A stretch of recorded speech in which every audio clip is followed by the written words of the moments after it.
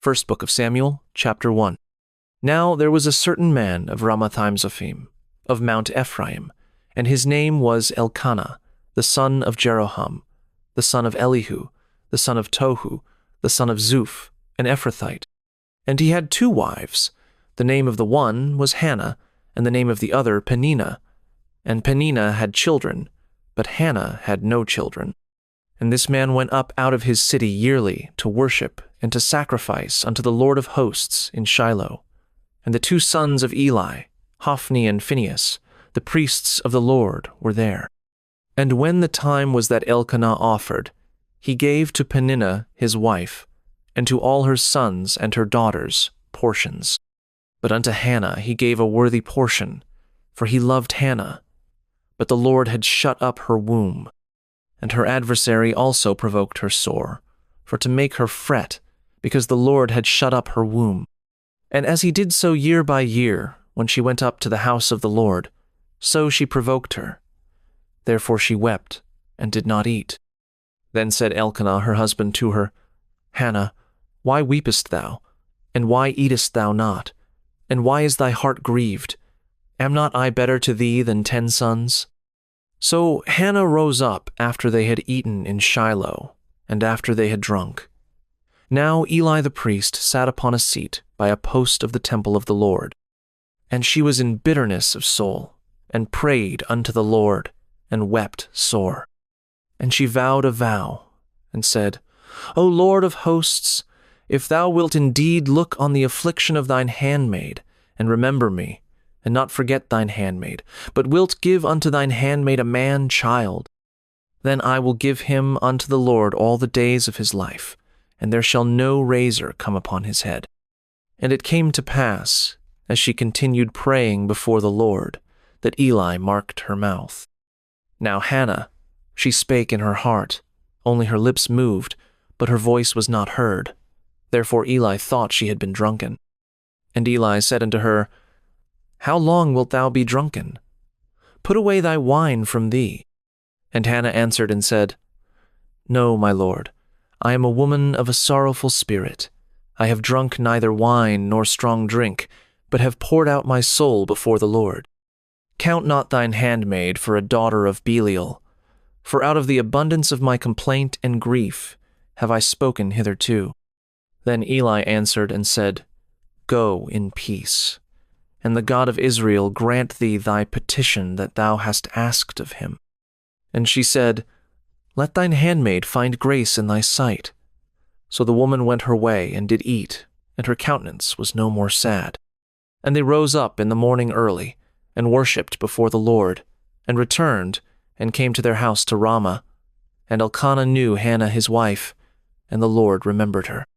Wherefore it came to pass, when the time was come about after Hannah had conceived, that she bare a son, and called his name Samuel, saying, Because I have asked him of the Lord. And the man Elkanah and all his house went up to offer unto the Lord the yearly sacrifice and his vow. But Hannah went not up, for she said unto her husband, I will not go up until the child be weaned, and then I will bring him, that he may appear before the Lord, and there abide forever. And Elkanah her husband said unto her, Do what seemeth thee good. Tarry until thou have weaned him. Only the Lord establish his word. So the woman abode, and gave her son suck, until she weaned him.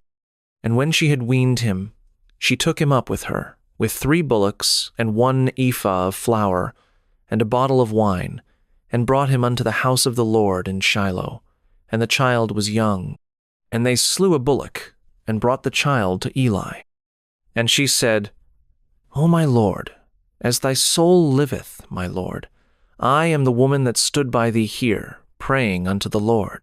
For this child I prayed, and the Lord hath given me my petition which I asked of him. Therefore also I have lent him to the Lord. As long as he liveth, he shall be lent to the Lord. And he worshipped the Lord there. First book of Samuel, chapter 2. And Hannah prayed, and said, My heart rejoiceth in the Lord. Mine horn is exalted in the Lord. My mouth is enlarged over mine enemies, because I rejoice in thy salvation. There is none holy as the Lord, for there is none beside thee. Neither is there any rock like our God. Talk no more so exceeding proudly. Let not arrogancy come out of your mouth.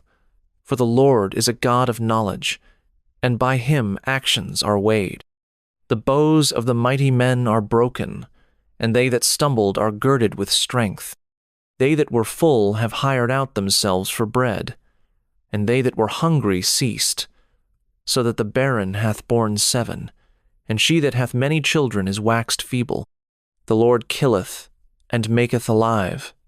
He bringeth down to the grave, and bringeth up. The Lord maketh poor, and maketh rich. He bringeth low, and lifteth up. He raiseth up the poor out of the dust, and lifteth up the beggar from the dunghill, to set them among princes, and to make them inherit the throne of glory. For the pillars of the earth are the Lord's, and he hath set the world upon them. He will keep the feet of his saints, and the wicked shall be silent in darkness, for by strength shall no man prevail. The adversaries of the Lord shall be broken to pieces. Out of heaven shall he thunder upon them. The Lord shall judge the ends of the earth, and he shall give strength unto his king, and exalt the horn of his anointed. And Elkanah went to Ramah to his house, and the child did minister unto the Lord before Eli the priest. Now the sons of Eli were sons of Belial. They knew not the Lord, and the priest's custom with the people was, that, when any man offered sacrifice, the priest's servant came, while the flesh was in seething, with a flesh hook of 3 teeth in his hand, and he struck it into the pan, or kettle, or cauldron, or pot. All that the flesh hook brought up the priest took for himself. So they did in Shiloh unto all the Israelites that came thither.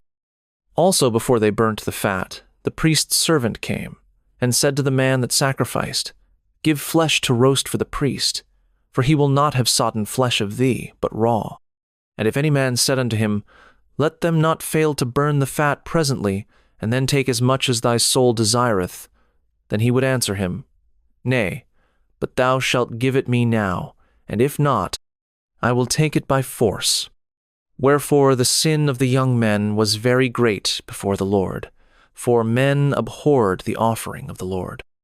But Samuel ministered before the Lord, being a child, girded with a linen ephod. Moreover, his mother made him a little coat, and brought it to him from year to year, when she came up with her husband to offer the yearly sacrifice. And Eli blessed Elkanah and his wife, and said, The Lord give thee seed of this woman for the loan which is lent to the Lord. And they went unto their own home. And the Lord visited Hannah, so that she conceived, and bare 3 sons and 2 daughters, and the child Samuel grew before the Lord. Now Eli was very old, and heard all that his sons did unto all Israel, and how they lay with the women that assembled at the door of the tabernacle of the congregation. And he said unto them, Why do ye such things? For I hear of your evil dealings by all this people. Nay, my sons, for it is no good report that I hear, ye make the Lord's people to transgress. If one man sin against another, the judge shall judge him. But if a man sin against the Lord, who shall entreat for him? Notwithstanding, they hearkened not unto the voice of their father, because the Lord would slay them. And the child Samuel grew on, and was in favor both with the Lord, and also with men. And there came a man of God unto Eli, and said unto him, Thus saith the Lord, Did I plainly appear unto the house of thy father, when they were in Egypt, in Pharaoh's house? And did I choose him, out of all the tribes of Israel, to be my priest, to offer upon mine altar, to burn incense, to wear an ephod before me? And did I give unto the house of thy father all the offerings made by fire of the children of Israel? Wherefore kick ye at my sacrifice, and at mine offering, which I have commanded in my habitation, and honorest thy sons above me, to make yourselves fat with the chiefest of all the offerings of Israel my people. Wherefore the Lord God of Israel saith, I said indeed that thy house and the house of thy father should walk before me forever. But now the Lord saith, Be it far from me. For them that honor me I will honor, and they that despise me shall be lightly esteemed. Behold, the days come, that I will cut off thine arm, and the arm of thy father's house, that there shall not be an old man in thine house. And thou shalt see an enemy in my habitation, in all the wealth which God shall give Israel, and there shall not be an old man in thine house forever. And the man of thine, whom I shall not cut off from mine altar, shall be to consume thine eyes, and to grieve thine heart. And all the increase of thine house shall die in the flower of their age. And this shall be a sign unto thee, that shall come upon thy 2 sons, on Hophni and Phinehas. In one day they shall die both of them. And I will raise me up a faithful priest, that shall do according to that which is in mine heart and in my mind. And I will build him a sure house, and he shall walk before mine anointed forever. And it shall come to pass, that every one that is left in thine house shall come and crouch to him for a piece of silver and a morsel of bread, and shall say, Put me, I pray thee, into one of the priest's offices, that I may eat a piece of bread. First Book of Samuel, chapter 3. And the child Samuel ministered unto the Lord before Eli. And the word of the Lord was precious in those days. There was no open vision. And it came to pass at that time, when Eli was laid down in his place, and his eyes began to wax dim, that he could not see.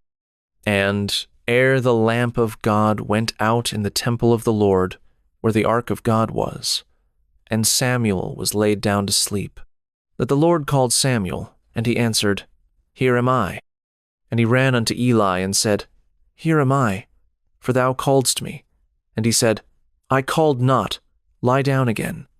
And he went and lay down. And the Lord called yet again Samuel. And Samuel arose and went to Eli, and said, Here am I, for thou didst call me. And he answered, I called not, my son, lie down again.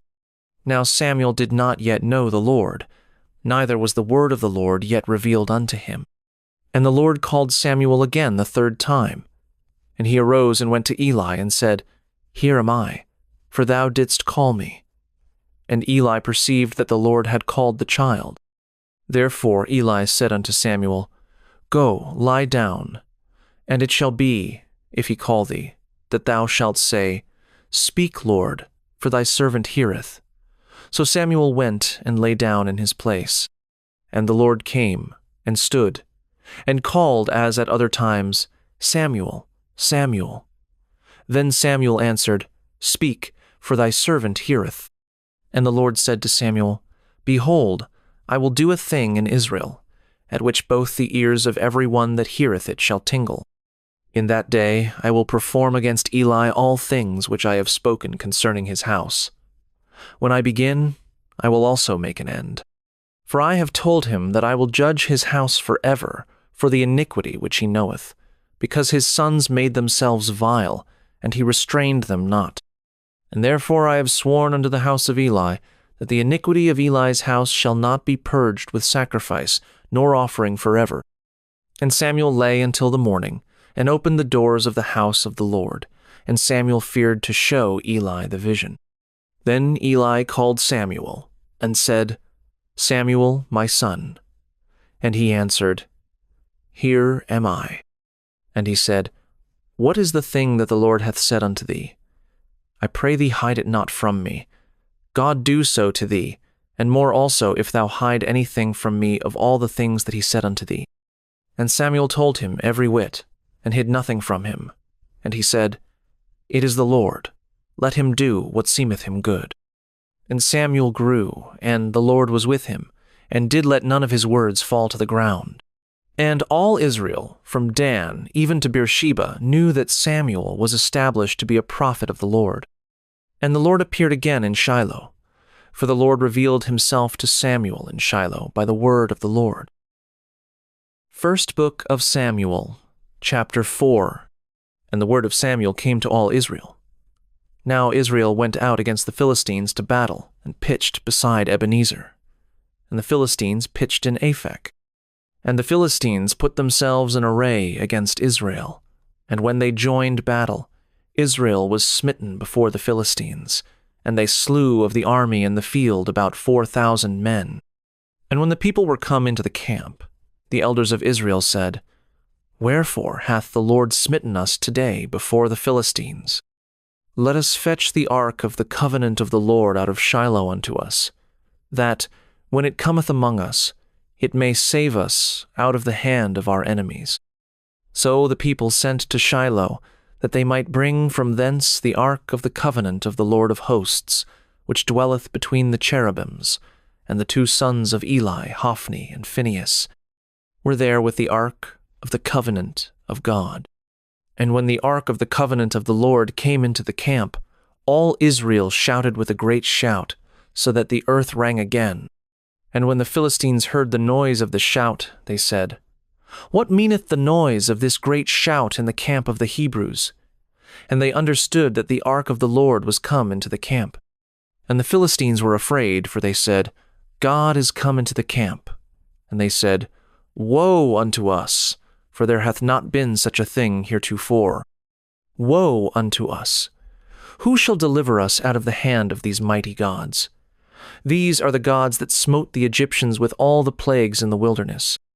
Be strong and quit yourselves like men, O ye Philistines, that ye be not servants unto the Hebrews, as they have been to you.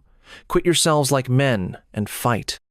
And the Philistines fought, and Israel was smitten, and they fled every man into his tent, and there was a very great slaughter, for there fell of Israel 30,000 footmen. And the ark of God was taken, and the two sons of Eli, Hophni and Phinehas, were slain.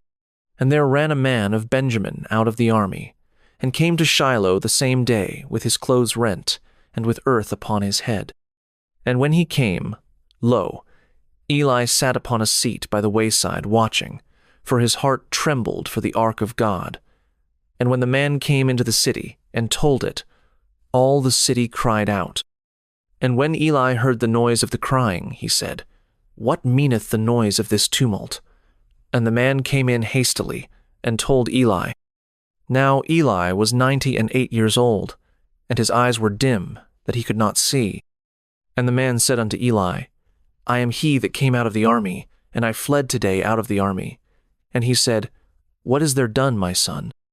And the messenger answered and said, Israel is fled before the Philistines, and there hath been also a great slaughter among the people, and thy two sons also, Hophni and Phinehas, are dead, and the ark of God is taken. And it came to pass, when he made mention of the ark of God, that he fell from off the seat backward by the side of the gate, and his neck brake, and he died, for he was an old man and heavy. And he had judged Israel 40 years. And his daughter-in-law, Phinehas's wife, was with child, near to be delivered. And when she heard the tidings that the ark of God was taken, and that her father-in-law and her husband were dead, she bowed herself and travailed, for her pains came upon her. And about the time of her death the women that stood by her said unto her, Fear not, for thou hast borne a son. But she answered not, neither did she regard it. And she named the child Ichabod, saying, The glory is departed from Israel, because the ark of God was taken, and because of her father-in-law and her husband. And she said, The glory is departed from Israel, for the ark of God is taken. First Book of Samuel, chapter 5. And the Philistines took the ark of God, and brought it from Ebenezer unto Ashdod. When the Philistines took the ark of God, they brought it into the house of Dagon, and set it by Dagon. And when they of Ashdod arose early on the morrow, behold, Dagon was fallen upon his face to the earth before the ark of the Lord. And they took Dagon, and set him in his place again. And when they arose early on the morrow morning, behold, Dagon was fallen upon his face to the ground before the ark of the Lord. And the head of Dagon and both the palms of his hands were cut off upon the threshold. Only the stump of Dagon was left to him. Therefore neither the priests of Dagon, nor any that come into Dagon's house, tread on the threshold of Dagon in Ashdod unto this day. But the hand of the Lord was heavy upon them of Ashdod, and he destroyed them, and smote them with emerods, even Ashdod and the coasts thereof. And when the men of Ashdod saw that it was so, they said, the ark of the God of Israel shall not abide with us, for his hand is sore upon us, and upon Dagon our God. They sent therefore and gathered all the lords of the Philistines unto them, and said, What shall we do with the ark of the God of Israel? And they answered, Let the ark of the God of Israel be carried about unto Gath. And they carried the ark of the God of Israel about thither. And it was so, that, after they had carried it about, the hand of the Lord was against the city with a very great destruction, and he smote the men of the city, both small and great, and they had emerods in their secret parts. Therefore they sent the ark of God to Ekron. And it came to pass, as the ark of God came to Ekron, that the Ekronites cried out, saying, They have brought about the ark of the God of Israel to us, to slay us and our people. So they sent and gathered together all the lords of the Philistines, and said, Send away the ark of the God of Israel, and let it go again to his own place, that it slay us not, and our people, for there was a deadly destruction throughout all the city. The hand of God was very heavy there, and the men that died not were smitten with the emerods, and the cry of the city went up to heaven. First Book of Samuel, chapter 6. And the ark of the Lord was in the country of the Philistines 7 months. And the Philistines called for the priests and the diviners, saying, What shall we do to the ark of the Lord? Tell us wherewith we shall send it to his place. And they said, If ye send away the ark of the God of Israel, send it not empty, but in any wise return him a trespass offering. Then ye shall be healed, and it shall be known to you why his hand is not removed from you. Then said they, What shall be the trespass offering which we shall return to him? They answered, 5 golden emerods and 5 golden mice, according to the number of the lords of the Philistines. For one plague was on you all, and on your lords. Wherefore ye shall make images of your emerods, and images of your mice that mar the land, and ye shall give glory unto the God of Israel. Peradventure he will lighten his hand from off you, and from off your gods, and from off your land. Wherefore then do ye harden your hearts, as the Egyptians and Pharaoh hardened their hearts? When he had wrought wonderfully among them, did they not let the people go, and they departed? Now therefore make a new cart, and take 2 milch kine, on which there hath come no yoke, and tie the kine to the cart, and bring their calves home from them. And take the ark of the Lord, and lay it upon the cart, and put the jewels of gold, which ye return him for a trespass offering, in a coffer by the side thereof, and send it away, that it may go. And see, if it goeth up by the way of his own coast to Bethshemesh, then he hath done us this great evil. But if not, then we shall know that it is not his hand that smote us. It was a chance that happened to us. And the men did so, and took 2 milch kine, and tied them to the cart, and shut up their calves at home. And they laid the ark of the Lord upon the cart, and the coffer with the mice of gold and the images of their emerods.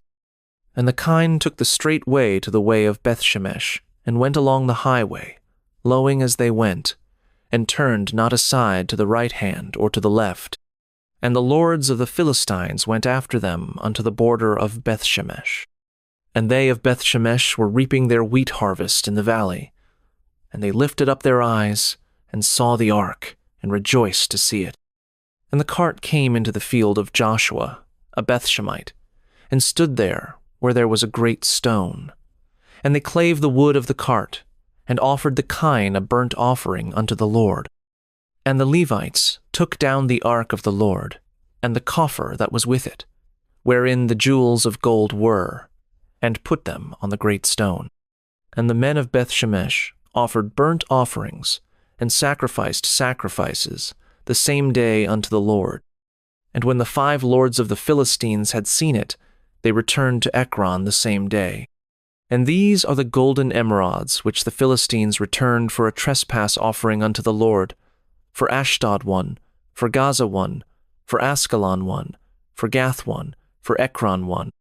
And the golden mice, according to the number of all the cities of the Philistines belonging to the 5 lords, both of fenced cities, and of country villages, even unto the great stone of Abel, whereon they set down the ark of the Lord, which stone remaineth unto this day in the field of Joshua the Bethshemite.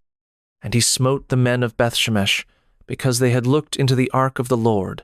Even he smote of the people 50,060 men, and the people lamented, because the Lord had smitten many of the people with a great slaughter. And the men of Bethshemesh said, Who is able to stand before this holy Lord God, and to whom shall he go up from us? And they sent messengers to the inhabitants of Kirjath-jearim, saying, The Philistines have brought again the ark of the Lord. Come ye down, and fetch it up to you. First Book of Samuel, chapter 7. And the men of Kirjath-jearim came, and fetched up the ark of the Lord, and brought it into the house of Abinadab in the hill, and sanctified Eleazar his son to keep the ark of the Lord. And it came to pass, while the ark abode in Kirjath-jearim, that the time was long, for it was 20 years, and all the house of Israel lamented after the Lord. And Samuel spake unto all the house of Israel, saying, If ye do return unto the Lord with all your hearts, then put away the strange gods and Ashtaroth from among you, and prepare your hearts unto the Lord, and serve him only, and he will deliver you out of the hand of the Philistines. Then the children of Israel did put away Baalim and Ashtaroth, and serve the Lord only. And Samuel said, Gather all Israel to Mizpeh, and I will pray for you unto the Lord. And they gathered together to Mizpeh, and drew water, and poured it out before the Lord, and fasted on that day, and said there, We have sinned against the Lord. And Samuel judged the children of Israel in Mizpeh. And when the Philistines heard that the children of Israel were gathered together to Mizpeh, the lords of the Philistines went up against Israel. And when the children of Israel heard it, they were afraid of the Philistines. And the children of Israel said to Samuel, Cease not to cry unto the Lord our God for us, that he will save us out of the hand of the Philistines. And Samuel took a sucking lamb, and offered it for a burnt offering wholly unto the Lord. And Samuel cried unto the Lord for Israel, and the Lord heard him. And as Samuel was offering up the burnt offering, the Philistines drew near to battle against Israel. But the Lord thundered with a great thunder on that day upon the Philistines, and discomfited them, and they were smitten before Israel. And the men of Israel went out of Mizpeh, and pursued the Philistines, and smote them, until they came under Bethkar. Then Samuel took a stone, and set it between Mizpeh and Shen, and called the name of it Ebenezer, saying, Hitherto hath the Lord helped us. So the Philistines were subdued, and they came no more into the coast of Israel, and the hand of the Lord was against the Philistines all the days of Samuel. And the cities which the Philistines had taken from Israel were restored to Israel, from Ekron even unto Gath, and the coasts thereof did Israel deliver out of the hands of the Philistines. And there was peace between Israel and the Amorites. And Samuel judged Israel all the days of his life. And he went from year to year in circuit to Bethel, and Gilgal, and Mizpeh, and judged Israel in all those places. And his return was to Ramah, for there was his house, and there he judged Israel, and there he built an altar unto the Lord. First Book of Samuel, chapter 8. And it came to pass, when Samuel was old, that he made his sons judges over Israel. Now the name of his firstborn was Joel, and the name of his second, Abiah. They were judges in Beersheba. And his sons walked not in his ways, but turned aside after lucre, and took bribes, and perverted judgment. Then all the elders of Israel gathered themselves together, and came to Samuel unto Ramah, and said unto him, Behold, thou art old, and thy sons walk not in thy ways. Now make us a king to judge us like all the nations. But the thing displeased Samuel, when they said, Give us a king to judge us. And Samuel prayed unto the Lord. And the Lord said unto Samuel, Hearken unto the voice of the people in all that they say unto thee, for they have not rejected thee, but they have rejected me, that I should not reign over them. according to all the works which they have done since the day that I brought them up out of Egypt, even unto this day, wherewith they have forsaken me, and served other gods, so do they also unto thee. Now therefore hearken unto their voice. Howbeit yet protest solemnly unto them, and show them the manner of the king that shall reign over them. And Samuel told all the words of the Lord unto the people that asked of him a king. And he said, This will be the manner of the king that shall reign over you. He will take your sons, and appoint them for himself, for his chariots, and to be his horsemen, and some shall run before his chariots. And he will appoint him captains over thousands, and captains over 50s, and will set them to ear his ground, and to reap his harvest, and to make his instruments of war, and instruments of his chariots. And he will take your daughters to be confectionaries, and to be cooks, and to be bakers. And he will take your fields, and your vineyards, and your olive yards, even the best of them, and give them to his servants. And he will take the 10th of your seed, and of your vineyards, and give to his officers, and to his servants. And he will take your men servants, and your maid servants, and your goodliest young men, and your asses, and put them to his work. He will take the 10th of your sheep, and ye shall be his servants. And ye shall cry out in that day, because of your king, which ye shall have chosen you, and the Lord will not hear you in that day. Nevertheless, the people refused to obey the voice of Samuel, and they said, Nay, but we will have a king over us, that we also may be like all the nations, and that our king may judge us, and go out before us, and fight our battles. And Samuel heard all the words of the people, and he rehearsed them in the ears of the Lord. And the Lord said to Samuel, Hearken unto their voice, and make them a king. And Samuel said unto the men of Israel, Go ye every man unto his city. First Book of Samuel, chapter 9. Now there was a man of Benjamin, whose name was Kish, the son of Abiel, the son of Zeror, the son of Bechorath, the son of Aphiah, a Benjamite, a mighty man of power. And he had a son, whose name was Saul, a choice young man and a goodly. And there was not among the children of Israel a goodlier person than he. From his shoulders and upward he was higher than any of the people. And the asses of Kish Saul's father were lost. And Kish said to Saul his son, Take now one of the servants with thee, and arise, go seek the asses. And he passed through Mount Ephraim, and passed through the land of Shalisha, but they found them not. Then they passed through the land of Shalim, and there they were not. And he passed through the land of the Benjamites, but they found them not. And when they were come to the land of Zuph, Saul said to his servant that was with him, Come, and let us return, lest my father leave caring for the asses, and take thought for us.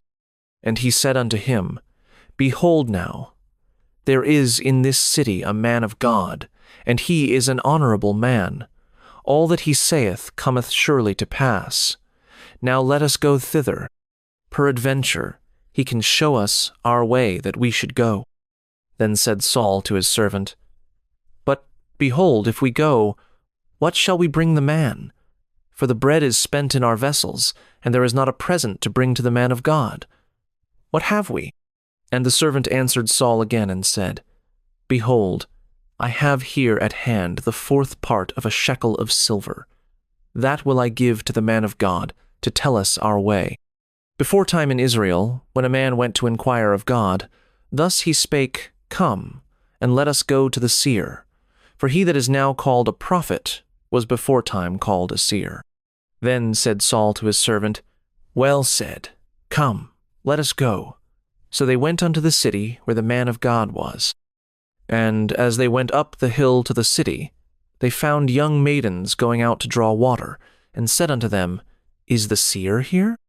And they answered them, and said, He is. Behold, he is before you. Make haste now, for he came today to the city. For there is a sacrifice of the people today in the high place. As soon as ye be come into the city, ye shall straightway find him, before he go up to the high place to eat. For the people will not eat until he come, because he doth bless the sacrifice, and afterwards they eat that be bidden. Now therefore get you up, for about this time ye shall find him. And they went up into the city, and when they were come into the city, behold, Samuel came out against them, for to go up to the high place. Now the Lord had told Samuel in his ear a day before Saul came, saying, Tomorrow about this time I will send thee a man out of the land of Benjamin, and thou shalt anoint him to be captain over my people Israel, that he may save my people out of the hand of the Philistines. For I have looked upon my people, because their cry is come unto me. And when Samuel saw Saul, the Lord said unto him, Behold, the man whom I spake to thee of. This same shall reign over my people. Then Saul drew near to Samuel in the gate, and said, Tell me, I pray thee, where the seer's house is.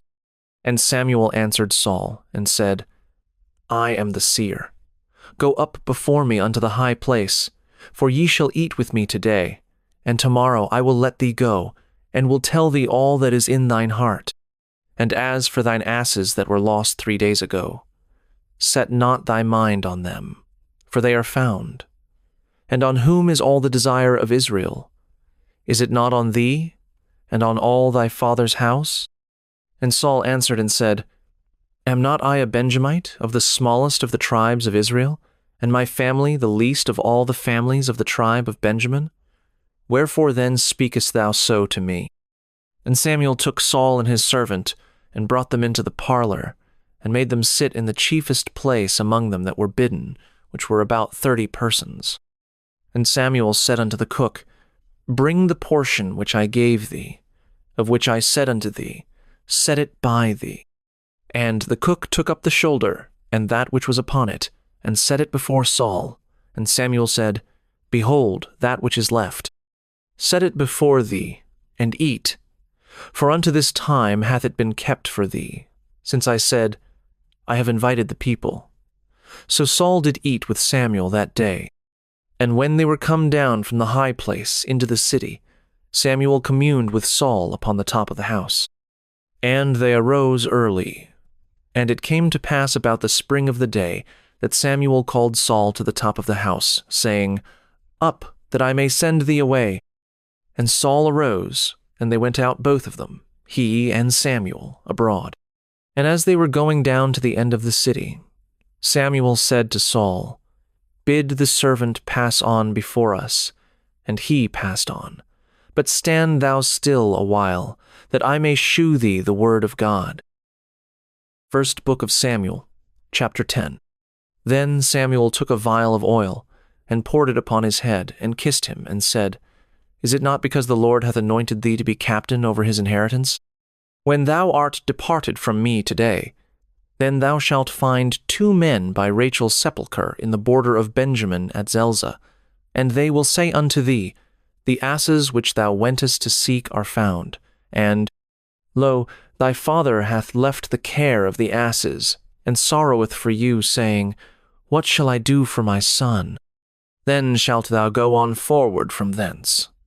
And thou shalt come to the plain of Tabor, and there shall meet thee 3 men going up to God to Bethel, one carrying 3 kids, and another carrying 3 loaves of bread, and another carrying a bottle of wine.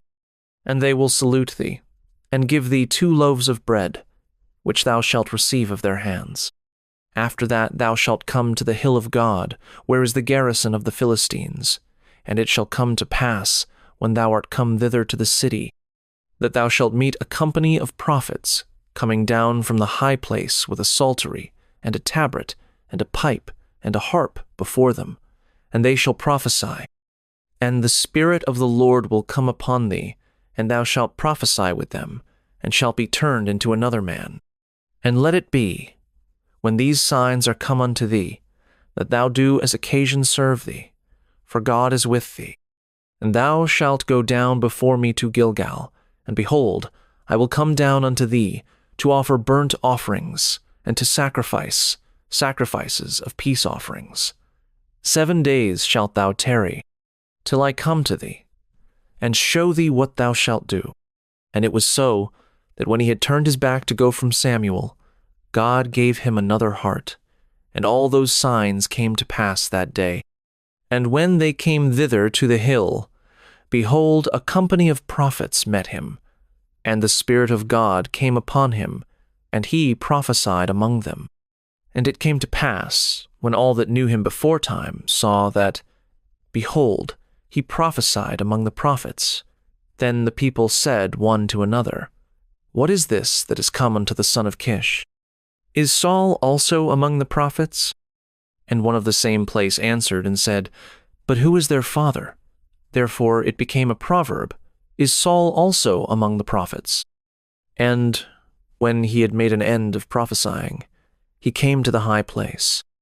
And Saul's uncle said unto him and to his servant, Whither went ye? And he said, To seek the asses, and when we saw that they were nowhere, we came to Samuel. And Saul's uncle said, Tell me, I pray thee, what Samuel said unto you. And Saul said unto his uncle, He told us plainly that the asses were found, but of the matter of the kingdom, whereof Samuel spake, he told him not. And Samuel called the people together unto the Lord to Mizpeh, and said unto the children of Israel, Thus saith the Lord God of Israel, I brought up Israel out of Egypt, and delivered you out of the hand of the Egyptians, and out of the hand of all kingdoms, and of them that oppressed you. And ye have this day rejected your God, who himself saved you out of all your adversities and your tribulations. And ye have said unto him, Nay, but set a king over us. Now therefore present yourselves before the Lord by your tribes, and by your thousands. And when Samuel had caused all the tribes of Israel to come near, the tribe of Benjamin was taken. When he had caused the tribe of Benjamin to come near by their families, the family of Matri was taken, and Saul the son of Kish was taken. And when they sought him, he could not be found. Therefore they inquired of the Lord further, if the man should yet come thither. And the Lord answered, Behold, he hath hid himself among the stuff. And they ran and fetched him thence. And when he stood among the people, he was higher than any of the people from his shoulders and upward.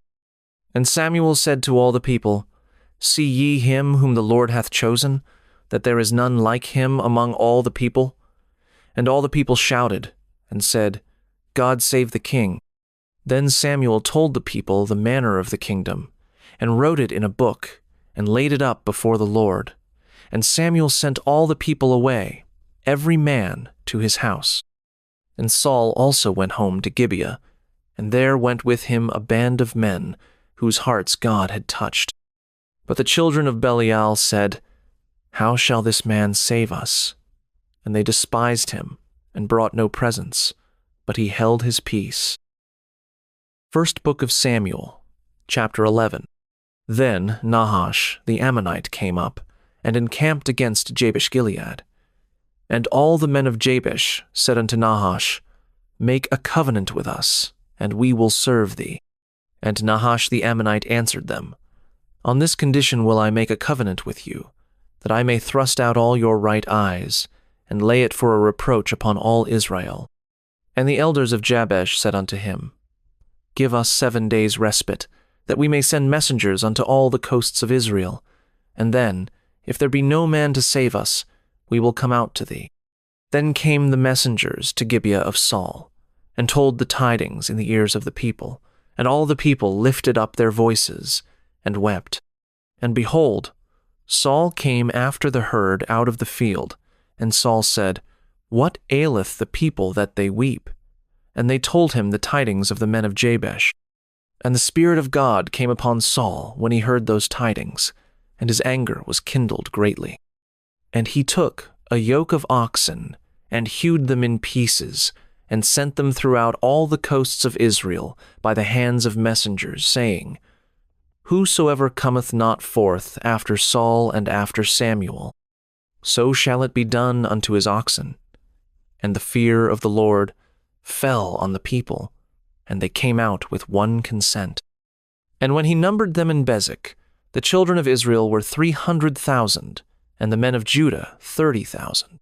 And they said unto the messengers that came, Thus shall ye say unto the men of Jabesh-Gilead, Tomorrow, by that time the sun be hot, ye shall have help. And the messengers came and showed it to the men of Jabesh, and they were glad.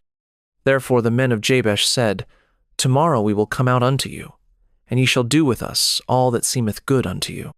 And it was so on the morrow, that Saul put the people in 3 companies, and they came into the midst of the host in the morning watch, and slew the Ammonites until the heat of the day.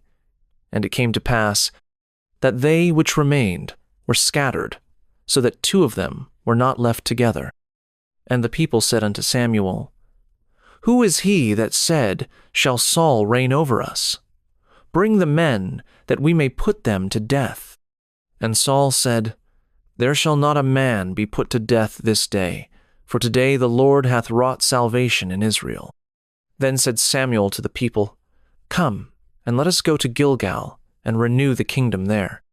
And all the people went to Gilgal, and there they made Saul king before the Lord in Gilgal. And there they sacrificed sacrifices of peace offerings before the Lord. And there Saul and all the men of Israel rejoiced greatly. First Book of Samuel, chapter 12. And Samuel said unto all Israel, Behold, I have hearkened unto your voice in all that ye said unto me, and have made a king over you. And now, behold, the king walketh before you, and I am old and grey-headed. And behold, my sons are with you, and I have walked before you from my childhood unto this day. Behold, here I am, witness against me before the Lord and before his anointed. Whose ox have I taken, or whose ass have I taken? Or whom have I defrauded? Whom have I oppressed? Or of whose hand have I received any bribe to blind mine eyes therewith? And I will restore it you. And they said, Thou hast not defrauded us, nor oppressed us, neither hast thou taken aught of any man's hand. And he said unto them, The Lord is witness against you, and his anointed is witness this day, that ye have not found aught in my hand. And they answered, He is witness. And Samuel said unto the people, It is the Lord that advanced Moses and Aaron, and that brought your fathers up out of the land of Egypt. Now, therefore, stand still, that I may reason with you before the Lord of all the righteous acts of the Lord, which he did to you and to your fathers. When Jacob was come into Egypt, and your fathers cried unto the Lord, then the Lord sent Moses and Aaron, which brought forth your fathers out of Egypt, and made them dwell in this place. And when they forgat the Lord their God, he sold them into the hand of Sisera, captain of the host of Hazor, and into the hand of the Philistines, and into the hand of the king of Moab. And they fought against them. And they cried unto the Lord, and said, We have sinned, because we have forsaken the Lord, and have served Baalim and Ashtaroth. But now deliver us out of the hand of our enemies, and we will serve thee. And the Lord sent Jerubbaal, and Bedan, and Jephthah, and Samuel, and delivered you out of the hand of your enemies on every side, and ye dwelled safe. And when ye saw that Nahash the king of the children of Ammon came against you, ye said unto me, Nay, but a king shall reign over us, when the Lord your God was your king. Now therefore behold the king whom ye have chosen, and whom ye have desired, and behold, the Lord hath set a king over you.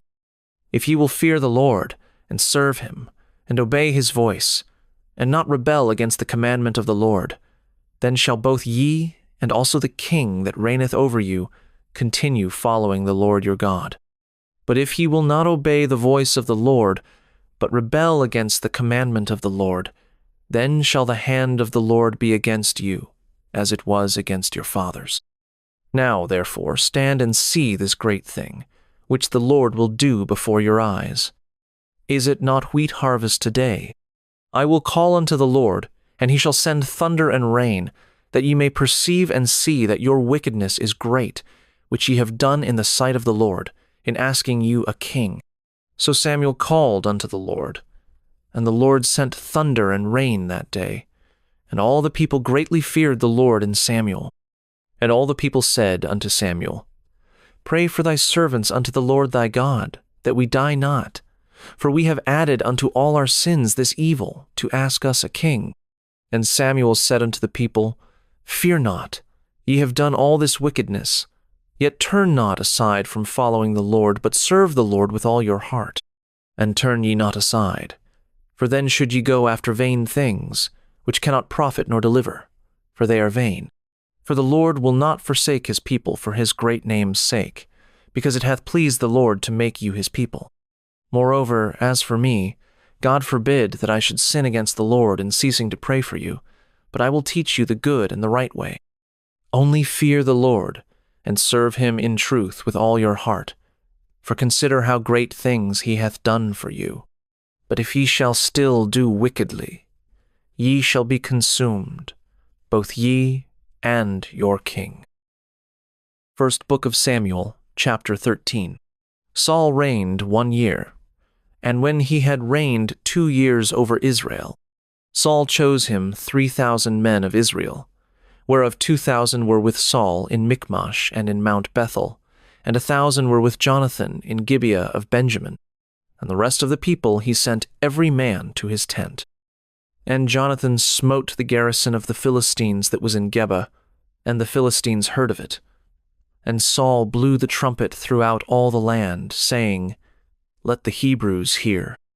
And all Israel heard say that Saul had smitten a garrison of the Philistines, and that Israel also was had in abomination with the Philistines. And the people were called together after Saul to Gilgal. And the Philistines gathered themselves together to fight with Israel, 30,000 chariots, and 6,000 horsemen, and people as the sand which is on the seashore in multitude. And they came up, and pitched in Michmash, eastward from Bethaven. When the men of Israel saw that they were in a strait, for the people were distressed, then the people did hide themselves in caves, and in thickets, and in rocks, and in high places, and in pits. And some of the Hebrews went over Jordan to the land of Gad and Gilead. As for Saul, he was yet in Gilgal, and all the people followed him trembling. And he tarried 7 days, according to the set time that Samuel had appointed. But Samuel came not to Gilgal, and the people were scattered from him. And Saul said, Bring hither a burnt offering to me, and peace offerings. And he offered the burnt offering. And it came to pass that as soon as he had made an end of offering the burnt offering, behold, Samuel came, and Saul went out to meet him, that he might salute him. And Samuel said, What hast thou done? And Saul said, Because I saw that the people were scattered from me, and that thou camest not within the days appointed, and that the Philistines gathered themselves together at Michmash. Therefore, said I, the Philistines will come down now upon me to Gilgal, and I have not made supplication unto the Lord. I forced myself therefore, and offered a burnt offering. And Samuel said to Saul, Thou hast done foolishly. Thou hast not kept the commandment of the Lord thy God, which he commanded thee. For now would the Lord have established thy kingdom upon Israel forever. But now thy kingdom shall not continue. The Lord hath sought him a man after his own heart, and the Lord hath commanded him to be captain over his people, because thou hast not kept that which the Lord commanded thee. And Samuel arose, and gat him up from Gilgal unto Gibeah of Benjamin. And Saul numbered the people that were present with him, about 600 men. And Saul, and Jonathan his son, and the people that were present with them, abode in Gibeah of Benjamin, but the Philistines encamped in Michmash. And the spoilers came out of the camp of the Philistines in 3 companies. 1 company turned unto the way that leadeth to Ophrah, unto the land of Shual. And another company turned the way to Betharon. And another company turned to the way of the border that looketh to the valley of Zeboim toward the wilderness. Now there was no smith found throughout all the land of Israel. For the Philistines said, Lest the Hebrews make them swords or spears. But all the Israelites went down to the Philistines, to sharpen every man his share, and his coulter, and his axe, and his mattock. Yet they had a file for the mattocks, and for the coulters, and for the forks, and for the axes, and to sharpen the goads. So it came to pass in the day of battle, that there was neither sword nor spear found in the hand of any of the people that were with Saul and Jonathan. But with Saul and with Jonathan his son was there found. And the garrison of the Philistines went out to the passage of Michmash. First Book of Samuel, chapter 14. Now it came to pass upon a day that Jonathan the son of Saul said unto the young man that bare his armor, Come, and let us go over to the Philistines' garrison, that is on the other side. But he told not his father. And Saul tarried in the uttermost part of Gibeah, under a pomegranate tree, which is in Migron. And the people that were with him were about 600 men. And Ahiah the son of Ahitub, Ichabod's brother, the son of Phinehas, the son of Eli, the Lord's priest in Shiloh, wearing an ephod. And the people knew not that Jonathan was gone. And between the passages, by which Jonathan sought to go over unto the Philistines' garrison, there was a sharp rock on the one side, and a sharp rock on the other side. And the name of the one was Bozez, and the name of the other Seneh. The forefront of the one was situate northward over against Michmash, and the other southward over against Gibeah. And Jonathan said to the young man that bare his armor, Come, and let us go over unto the garrison of these uncircumcised. It may be that the Lord will work for us.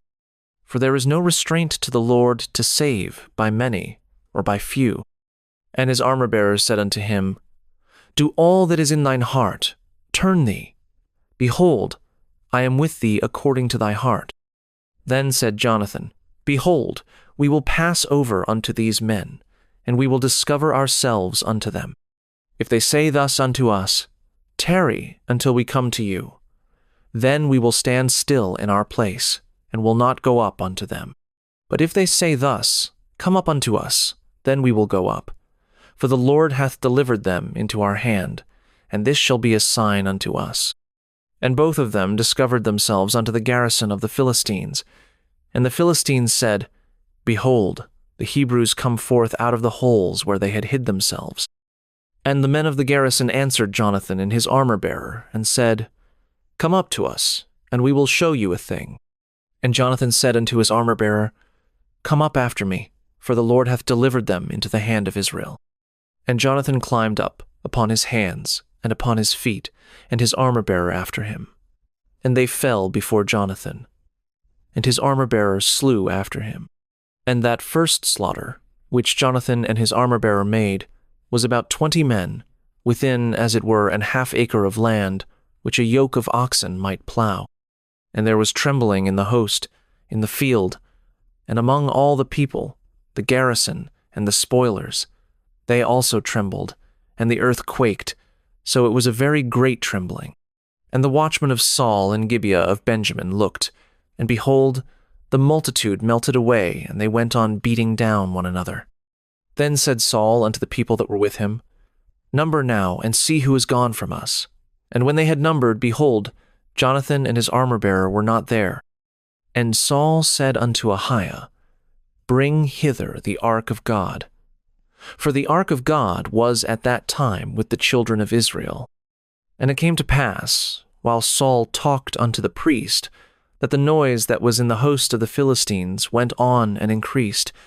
And Saul said unto the priest, Withdraw thine hand. And Saul and all the people that were with him assembled themselves, and they came to the battle.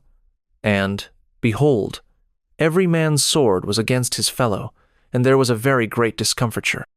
Moreover, the Hebrews that were with the Philistines before that time, which went up with them into the camp from the country round about, even they also turned to be with the Israelites that were with Saul and Jonathan.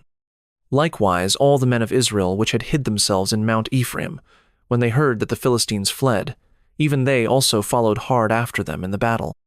So the Lord saved Israel that day, and the battle passed over unto Bethaven. And the men of Israel were distressed that day, for Saul had adjured the people, saying, Cursed be the man that eateth any food until evening, that I may be avenged on mine enemies. So none of the people tasted any food. And all they of the land came to a wood, and there was honey upon the ground. And when the people were come into the wood, behold, the honey dropped. But no man put his hand to his mouth, for the people feared the oath. But Jonathan heard not when his father charged the people with the oath. Wherefore he put forth the end of the rod that was in his hand, and dipped it in an honeycomb, and put his hand to his mouth. And his eyes were enlightened, Then answered one of the people and said, Thy father straitly charged the people with an oath, saying, Cursed be the man that eateth any food this day. And the people were faint. Then said Jonathan, My father hath troubled the land. See, I pray you, how mine eyes have been enlightened, because I tasted a little of this honey. How much more, if haply the people had eaten freely today, of the spoil of their enemies which they found? For had there not been now a much greater slaughter among the Philistines? And they smote the Philistines that day from Michmash to Aijalon, and the people were very faint. And the people flew upon the spoil, and took sheep and oxen and calves, and slew them on the ground, and the people did eat them with the blood. Then they told Saul, saying, Behold, the people sin against the Lord, in that they eat with the blood. And he said, Ye have transgressed. Roll a great stone unto me this day. And Saul said, Disperse yourselves among the people, and say unto them, Bring me hither every man his ox, and every man his sheep, and slay them here, and eat.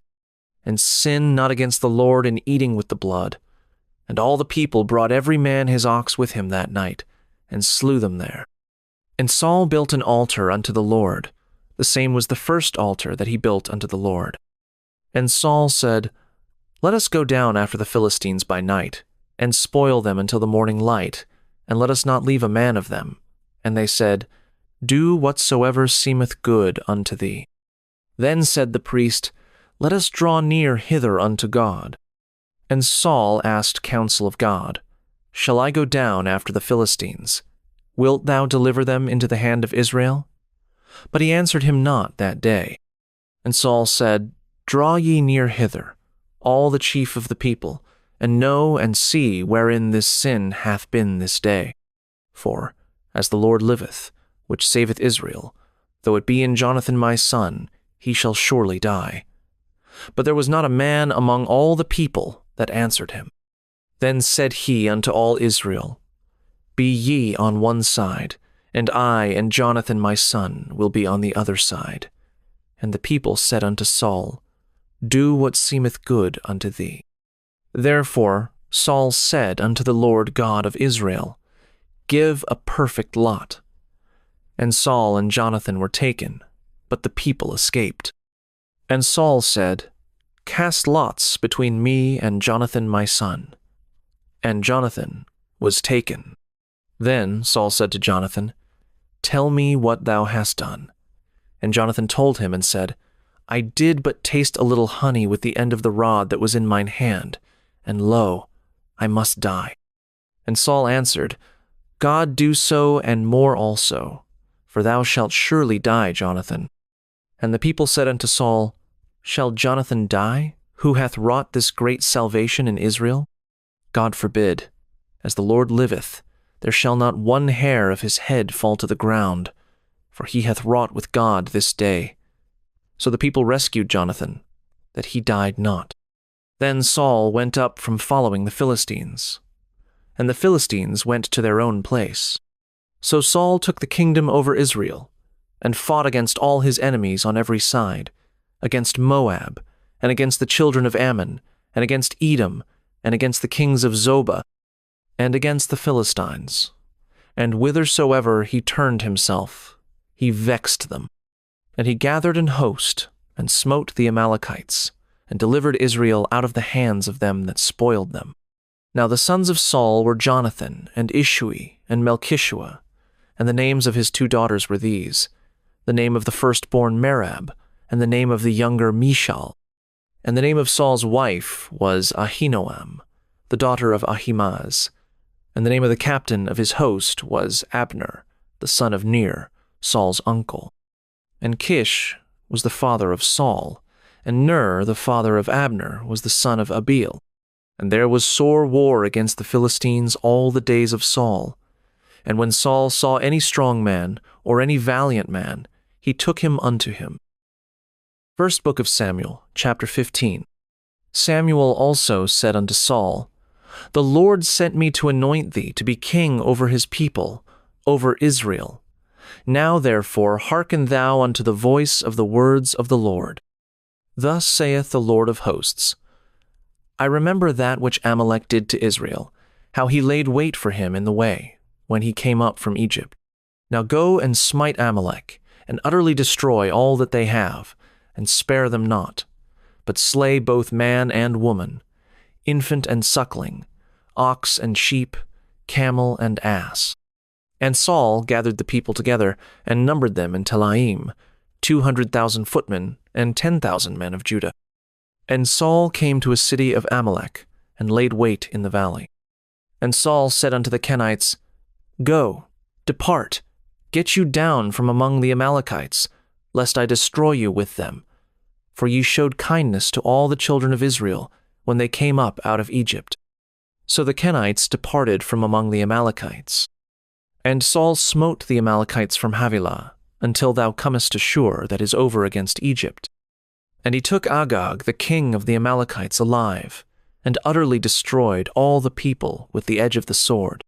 But Saul and the people spared Agag, and the best of the sheep, and of the oxen, and of the fatlings, and the lambs, and all that was good, and would not utterly destroy them.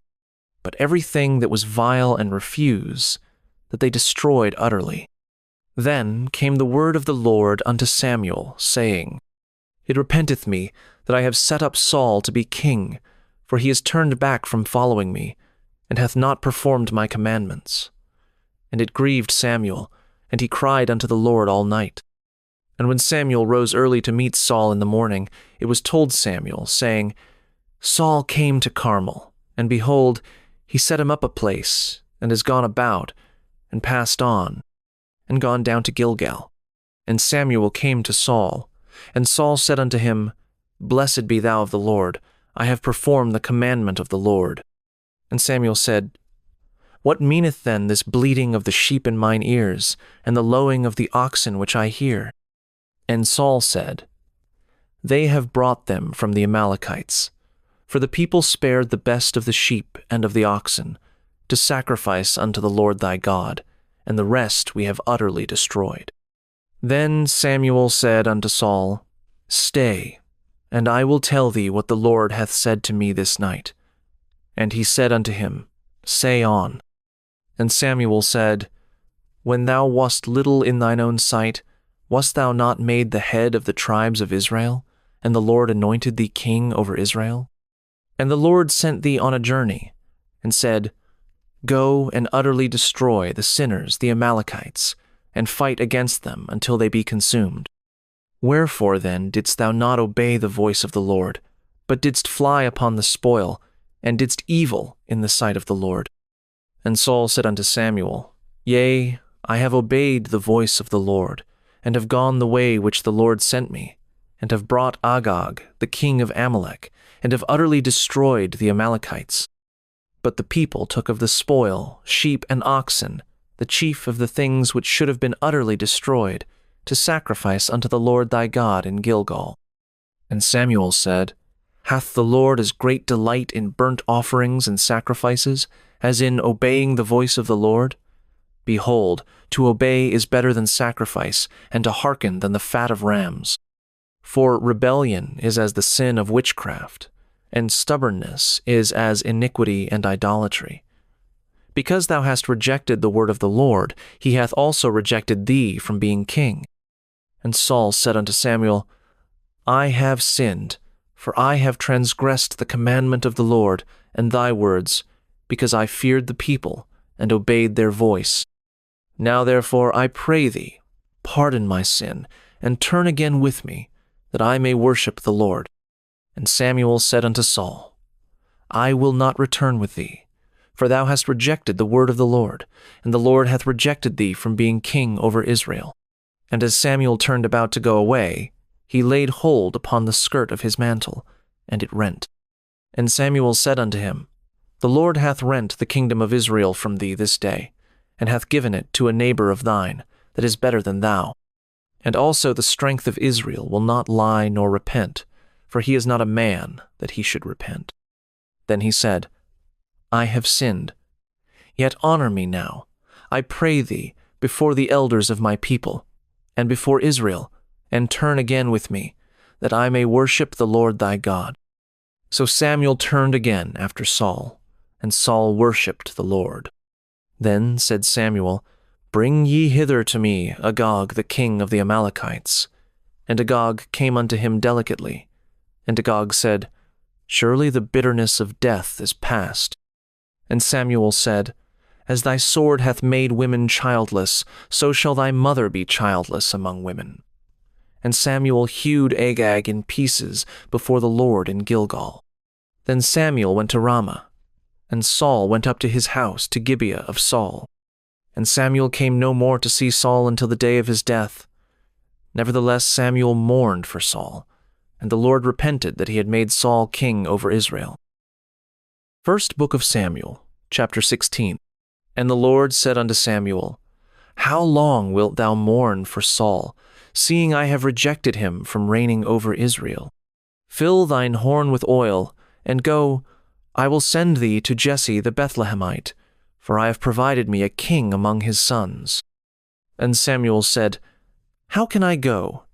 If Saul hear it, he will kill me. And the Lord said, Take an heifer with thee, and say, I am come to sacrifice to the Lord.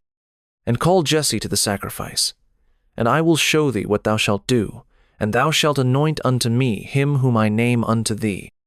And Samuel did that which the Lord spake, and came to Bethlehem. And the elders of the town trembled at his coming, and said, Comest thou peaceably?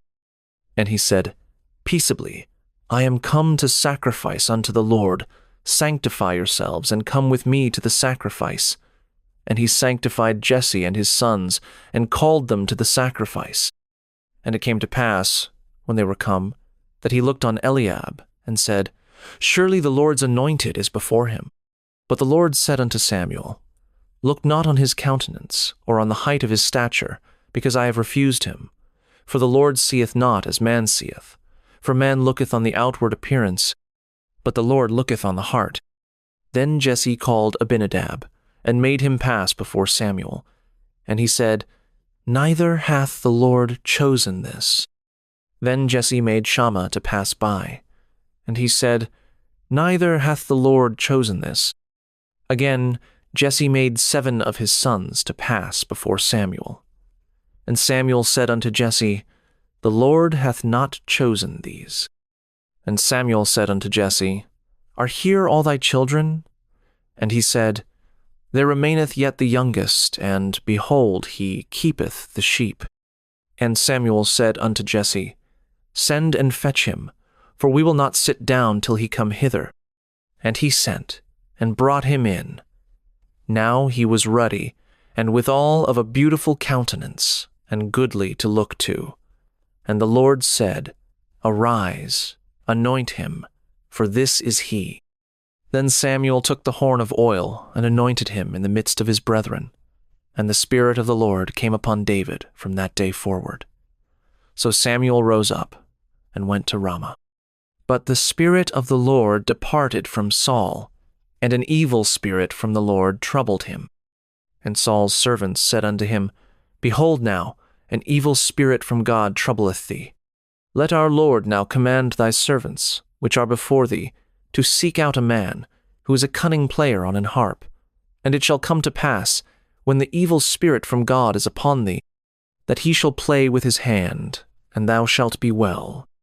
And Saul said unto his servants, Provide me now a man that can play well, and bring him to me.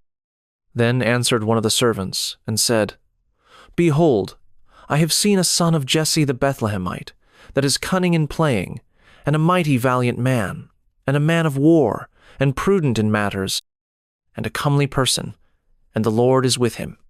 Wherefore Saul sent messengers unto Jesse, and said, Send me David thy son, which is with the sheep. And Jesse took an ass laden with bread, and a bottle of wine, and a kid, and sent them by David his son unto Saul. And David came to Saul, and stood before him. And he loved him greatly, and he became his armor-bearer.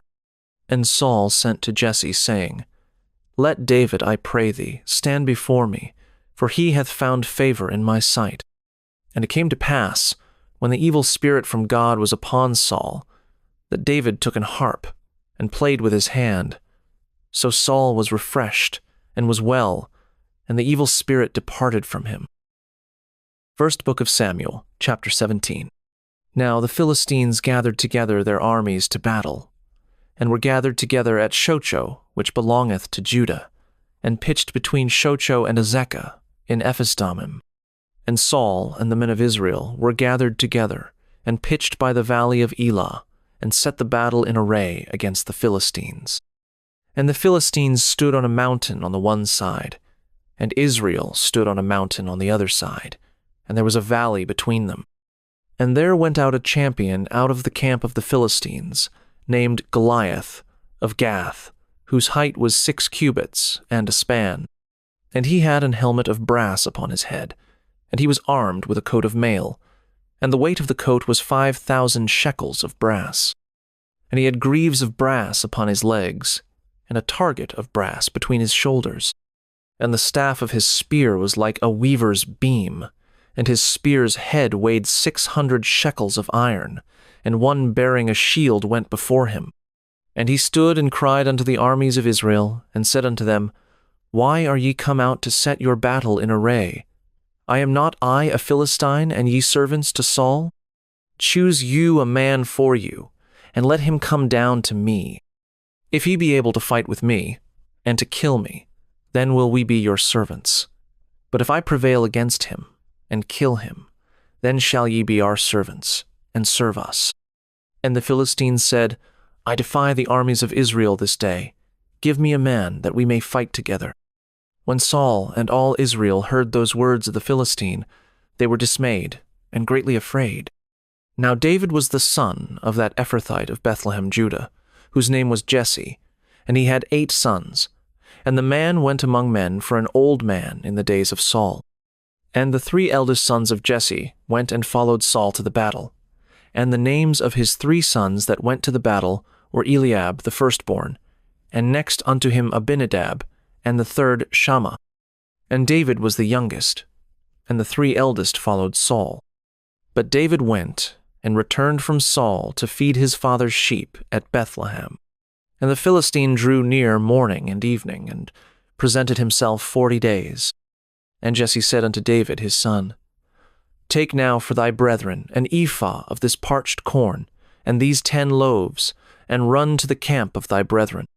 And carry these 10 cheeses unto the captain of their 1,000, and look how thy brethren fare, and take their pledge. Now Saul, and they, and all the men of Israel, were in the valley of Elah, fighting with the Philistines. And David rose up early in the morning, and left the sheep with a keeper, and took, and went, as Jesse had commanded him. And he came to the trench, as the host was going forth to the fight, and shouted for the battle.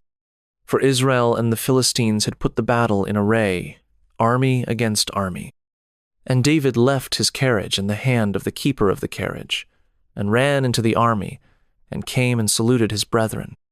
And as he talked with them, behold, there came up the champion, the Philistine of Gath, Goliath by name, out of the armies of the Philistines, and spake according to the same words. And David heard them. And all the men of Israel, when they saw the man, fled from him, and were sore afraid. And the men of Israel said, Have ye seen this man that is come up? Surely to defy Israel is he come up. And it shall be, that the man who killeth him, the king will enrich him with great riches, and will give him his daughter, and make his father's house free in Israel. And David spake to the men that stood by him, saying, What shall be done to the man that killeth this Philistine, and taketh away the reproach from Israel? For who is this uncircumcised Philistine, that he should defy the armies of the living God? And the people answered him after this manner, saying, So shall it be done to the man that killeth him. And Eliab his eldest brother heard when he spake unto the men. And Eliab's anger was kindled against David, and he said, Why camest thou down hither? And with whom hast thou left those few sheep in the wilderness? I know thy pride, and the naughtiness of thine heart, for thou art come down that thou mightest see the battle. And David said, What have I now done? Is there not a cause? And he turned from him toward another, and spake after the same manner. And the people answered him again after the former manner. And when the words were heard which David spake, they rehearsed them before Saul, and he sent for him. And David said to Saul, Let no man's heart fail because of him. Thy servant will go and fight with this Philistine. And Saul said to David, Thou art not able to go against this Philistine to fight with him, for thou art but a youth, and he a man of war from his youth. And David said unto Saul, Thy servant kept his father's sheep, and there came a lion and a bear, and took a lamb out of the flock. And I went out after him, and smote him, and delivered it out of his mouth.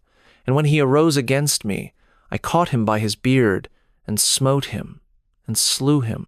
Thy servant slew both the lion and the bear, and this uncircumcised Philistine shall be as one of them, seeing he hath defied the armies of the living God. David said moreover, The Lord that delivered me out of the paw of the lion, and out of the paw of the bear, he will deliver me out of the hand of this Philistine. And Saul said unto David, Go, and the Lord be with thee. And Saul armed David with his armor, and he put an helmet of brass upon his head. Also he armed him with a coat of mail. And David girded his sword upon his armor, and he essayed to go, for he had not proved it. And David said unto Saul, I cannot go with these, for I have not proved them. And David put them off him. And he took his staff in his hand, and chose him 5 smooth stones out of the brook, and put them in a shepherd's bag which he had, even in a scrip. And his sling was in his hand. And he drew near to the Philistine. And the Philistine came on, and drew near unto David. And the man that bare the shield went before him. And when the Philistine looked about, and saw David, he disdained him, for he was but a youth, and ruddy, and of a fair countenance. And the Philistine said unto David, Am I a dog, that thou comest to me with staves? And the Philistine cursed David by his gods. And the Philistine said to David, Come to me, and I will give thy flesh unto the fowls of the air, and to the beasts of the field. Then said David to the Philistine, Thou comest to me with a sword, and with a spear, and with a shield, but I come to thee in the name of the Lord of hosts, the God of the armies of Israel, whom thou hast defied. This day will the Lord deliver thee into mine hand, and I will smite thee, and take thine head from thee, and I will give the carcasses of the host of the Philistines this day unto the fowls of the air, and to the wild beasts of the earth, that all the earth may know that there is a God in Israel. And all this assembly shall know that the Lord saveth not with sword and spear, for the battle is the Lord's, and he will give you into our hands. And it came to pass, when the Philistine arose, and came and drew nigh to meet David, that David hastened, and ran toward the army to meet the Philistine. And David put his hand in his bag, and took thence a stone, and slang it, and smote the Philistine in his forehead, that the stone sunk into his forehead, and he fell upon his face to the earth. So David prevailed over the Philistine with a sling and with a stone, and smote the Philistine, and slew him. But there was no sword in the hand of David. Therefore David ran, and stood upon the Philistine, and took his sword, and drew it out of the sheath thereof, and slew him, and cut off his head therewith. And when the Philistines saw their champion was dead, they fled. And the men of Israel and of Judah arose and shouted, and pursued the Philistines, until thou come to the valley, and to the gates of Ekron. And the wounded of the Philistines fell down by the way to Shaaraim, even unto Gath, and unto Ekron. And the children of Israel returned from chasing after the Philistines, and they spoiled their tents. And David took the head of the Philistine, and brought it to Jerusalem. But he put his armor in his tent. And when Saul saw David go forth against the Philistine, he said unto Abner, the captain of the host, Abner, whose son is this youth? And Abner said, As thy soul liveth, O king, I cannot tell. And the king said, Inquire thou whose son the stripling is. And as David returned from the slaughter of the Philistine, Abner took him, and brought him before Saul with the head of the Philistine in his hand. And Saul said to him, Whose son art thou, thou young man? And David answered, I am the son of thy servant Jesse the Bethlehemite. First Book of Samuel, chapter 18. And it came to pass, when he had made an end of speaking unto Saul, that the soul of Jonathan was knit with the soul of David, and Jonathan loved him as his own soul. And Saul took him that day, and would let him go no more home to his father's house. Then Jonathan and David made a covenant, because he loved him as his own soul. And Jonathan stripped himself of the robe that was upon him, and gave it to David, and his garments, even to his sword, and to his bow, and to his girdle. And David went out whithersoever Saul sent him, and behaved himself wisely. And Saul set him over the men of war, and he was accepted in the sight of all the people, and also in the sight of Saul's servants. And it came to pass, as they came, when David was returned from the slaughter of the Philistine, that the women came out of all cities of Israel, singing and dancing to meet King Saul, with tabrets, with joy, and with instruments of music. And the women answered one another as they played, and said, Saul hath slain his thousands, and David his 10,000s. And Saul was very wroth, and the saying displeased him. And he said, They have ascribed unto David 10,000s, and to me they have ascribed but thousands, and what can he have more but the kingdom? And Saul eyed David from that day and forward. And it came to pass on the morrow that the evil spirit from God came upon Saul, and he prophesied in the midst of the house, and David played with his hand, as at other times. And there was a javelin in Saul's hand. And Saul cast the javelin, for he said, I will smite David even to the wall with it. And David avoided out of his presence twice. And Saul was afraid of David, because the Lord was with him, and was departed from Saul. Therefore Saul removed him from him, and made him his captain over 1,000, and he went out and came in before the people. And David behaved himself wisely in all his ways, and the Lord was with him. Wherefore, when Saul saw that he behaved himself very wisely, he was afraid of him. But all Israel and Judah loved David, because he went out and came in before them. And Saul said to David, Behold my elder daughter Merab, her will I give thee to wife. Only be thou valiant for me, and fight the Lord's battles. For Saul said, Let not mine hand be upon him, but let the hand of the Philistines be upon him. And David said unto Saul, Who am I, and what is my life, or my father's family in Israel, that I should be son-in-law to the king? But it came to pass at the time when Merab Saul's daughter should have been given to David, that she was given unto Adriel the Meolathite to wife. And Michal Saul's daughter loved David, and they told Saul, and the thing pleased him. And Saul said, I will give him her, that she may be a snare to him, and that the hand of the Philistines may be against him. Wherefore Saul said to David, Thou shalt this day be my son-in-law in the one of the twain. And Saul commanded his servants, saying, Commune with David secretly, and say, Behold, the king hath delight in thee, and all his servants love thee. Now therefore be the king's son-in-law. And Saul's servants spake those words in the ears of David. And David said, Seemeth it to you a light thing to be a king's son-in-law, seeing that I am a poor man, and lightly esteemed? And the servants of Saul told him, saying, On this manner spake David. And Saul said, Thus shall ye say to David, The king desireth not any dowry, but 100 foreskins of the Philistines, to be avenged of the king's enemies. But Saul thought to make David fall by the hand of the Philistines. And when his servants told David these words, it pleased David well to be the king's son-in-law, and the days were not expired. Wherefore David arose and went, he and his men, and slew of the Philistines 200 men. And David brought their foreskins, and they gave them in full tale to the king, that he might be the king's son-in-law. And Saul gave him Michal his daughter to wife. And Saul saw and knew that the Lord was with David, and that Michal Saul's daughter loved him. And Saul was yet the more afraid of David. And Saul became David's enemy continually. Then the princes of the Philistines went forth. And it came to pass, after they went forth, that David behaved himself more wisely than all the servants of Saul, so that his name was much set by. First book of Samuel, chapter 19.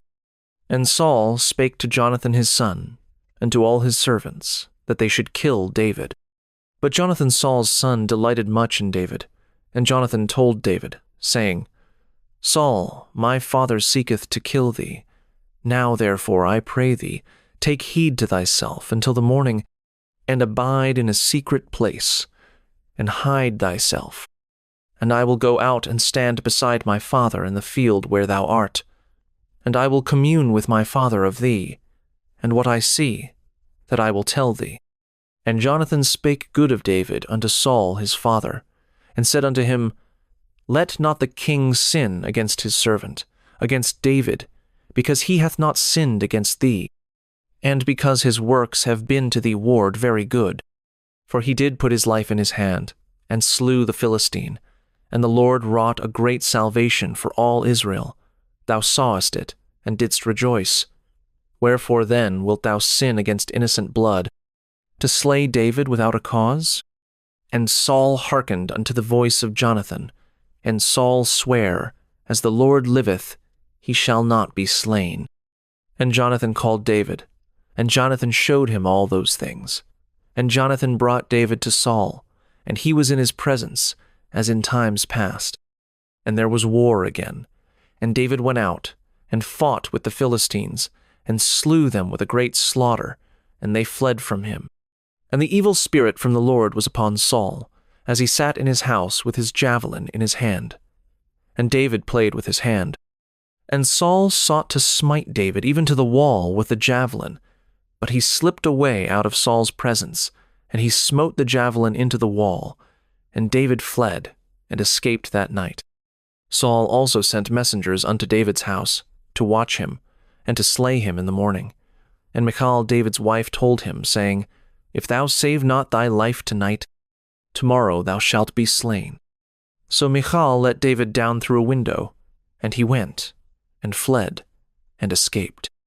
And Michal took an image, and laid it in the bed, and put a pillow of goat's hair for his bolster, and covered it with a cloth. And when Saul sent messengers to take David, she said, He is sick. And Saul sent the messengers again to see David, saying, Bring him up to me in the bed, that I may slay him.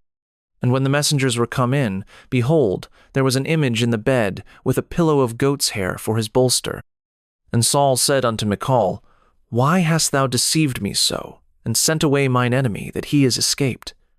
And Michal answered Saul, He said unto me, Let me go, why should I kill thee?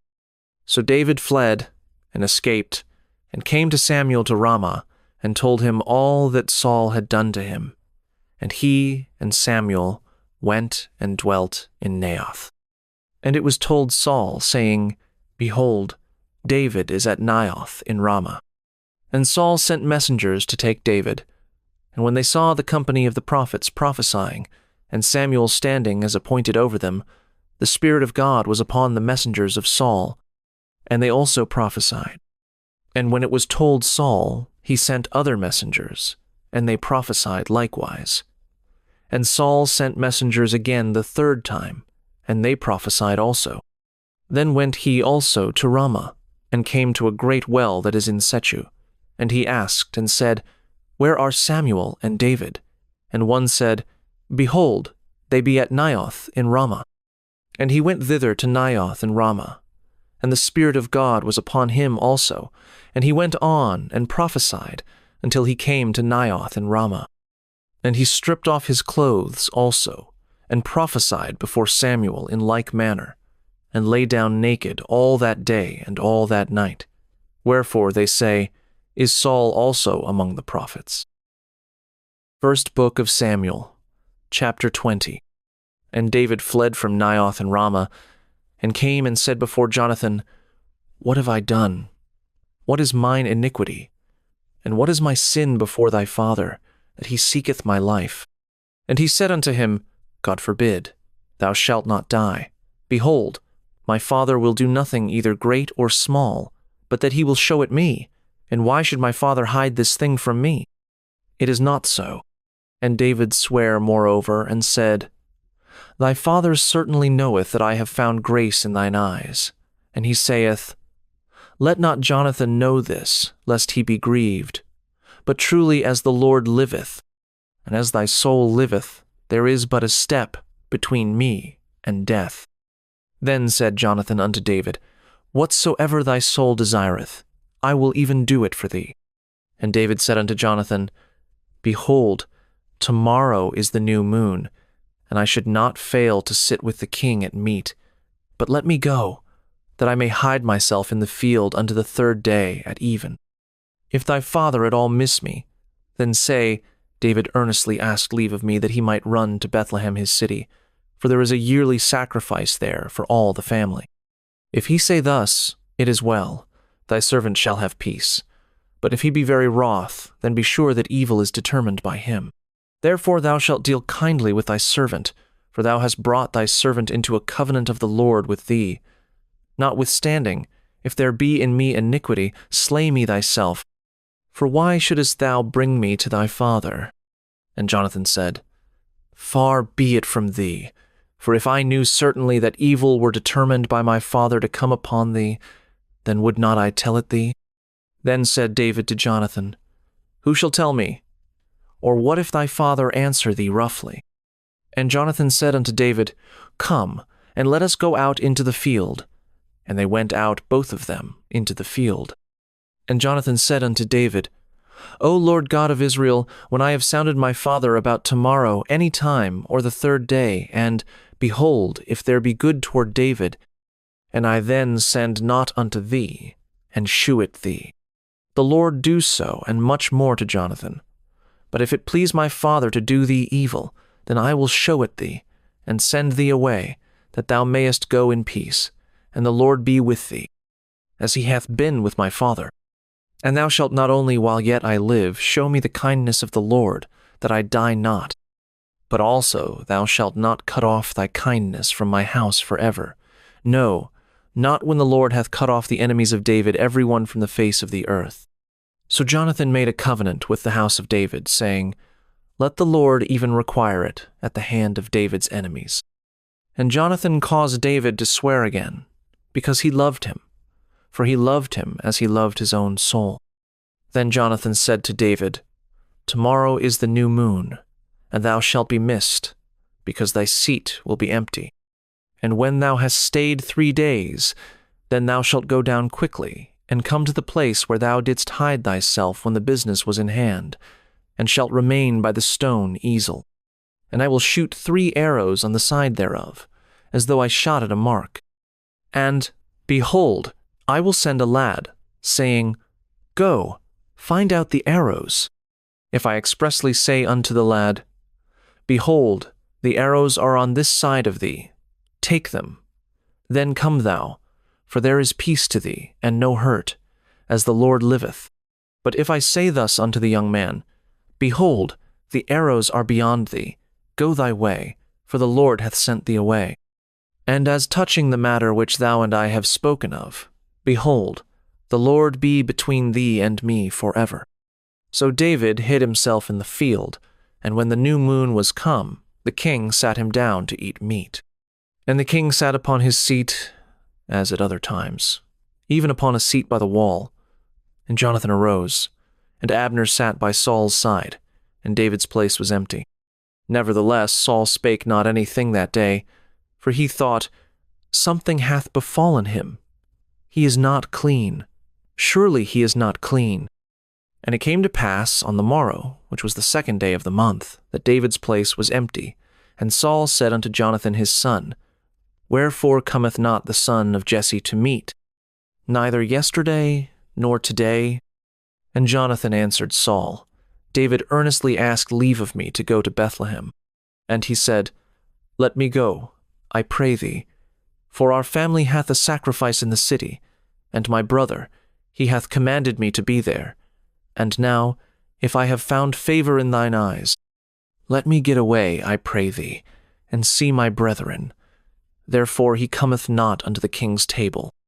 Then Saul's anger was kindled against Jonathan, and he said unto him, Thou son of the perverse, rebellious woman, do not I know that thou hast chosen the son of Jesse to thine own confusion, and unto the confusion of thy mother's nakedness? For as long as the son of Jesse liveth upon the ground, thou shalt not be established, nor thy kingdom. Wherefore now send and fetch him unto me, for he shall surely die. And Jonathan answered Saul his father, and said unto him, Wherefore shall he be slain? What hath he done? And Saul cast a javelin at him to smite him, whereby Jonathan knew that it was determined of his father to slay David. So Jonathan arose from the table in fierce anger, and did eat no meat the 2nd day of the month, for he was grieved for David, because his father had done him shame. And it came to pass in the morning that Jonathan went out into the field at the time appointed with David, and a little lad with him. And he said unto his lad, Run, find out now the arrows which I shoot. And as the lad ran, he shot an arrow beyond him. And when the lad was come to the place of the arrow which Jonathan had shot, Jonathan cried after the lad, and said, Is not the arrow beyond thee? And Jonathan cried after the lad, Make speed, haste, stay not. And Jonathan's lad gathered up the arrows, and came to his master. But the lad knew not anything, only Jonathan and David knew the matter. And Jonathan gave his artillery unto his lad, and said unto him, Go, carry them to the city. And as soon as the lad was gone, David arose out of a place toward the south, and fell on his face to the ground, and bowed himself 3 times. And they kissed one another, and wept one with another, until David exceeded. And Jonathan said to David, Go in peace, forasmuch as we have sworn both of us in the name of the Lord, saying, The Lord be between me and thee, and between my seed and thy seed forever. And he arose and departed, and Jonathan went into the city. First Book of Samuel, chapter 21. Then came David to Nob, to Ahimelech the priest.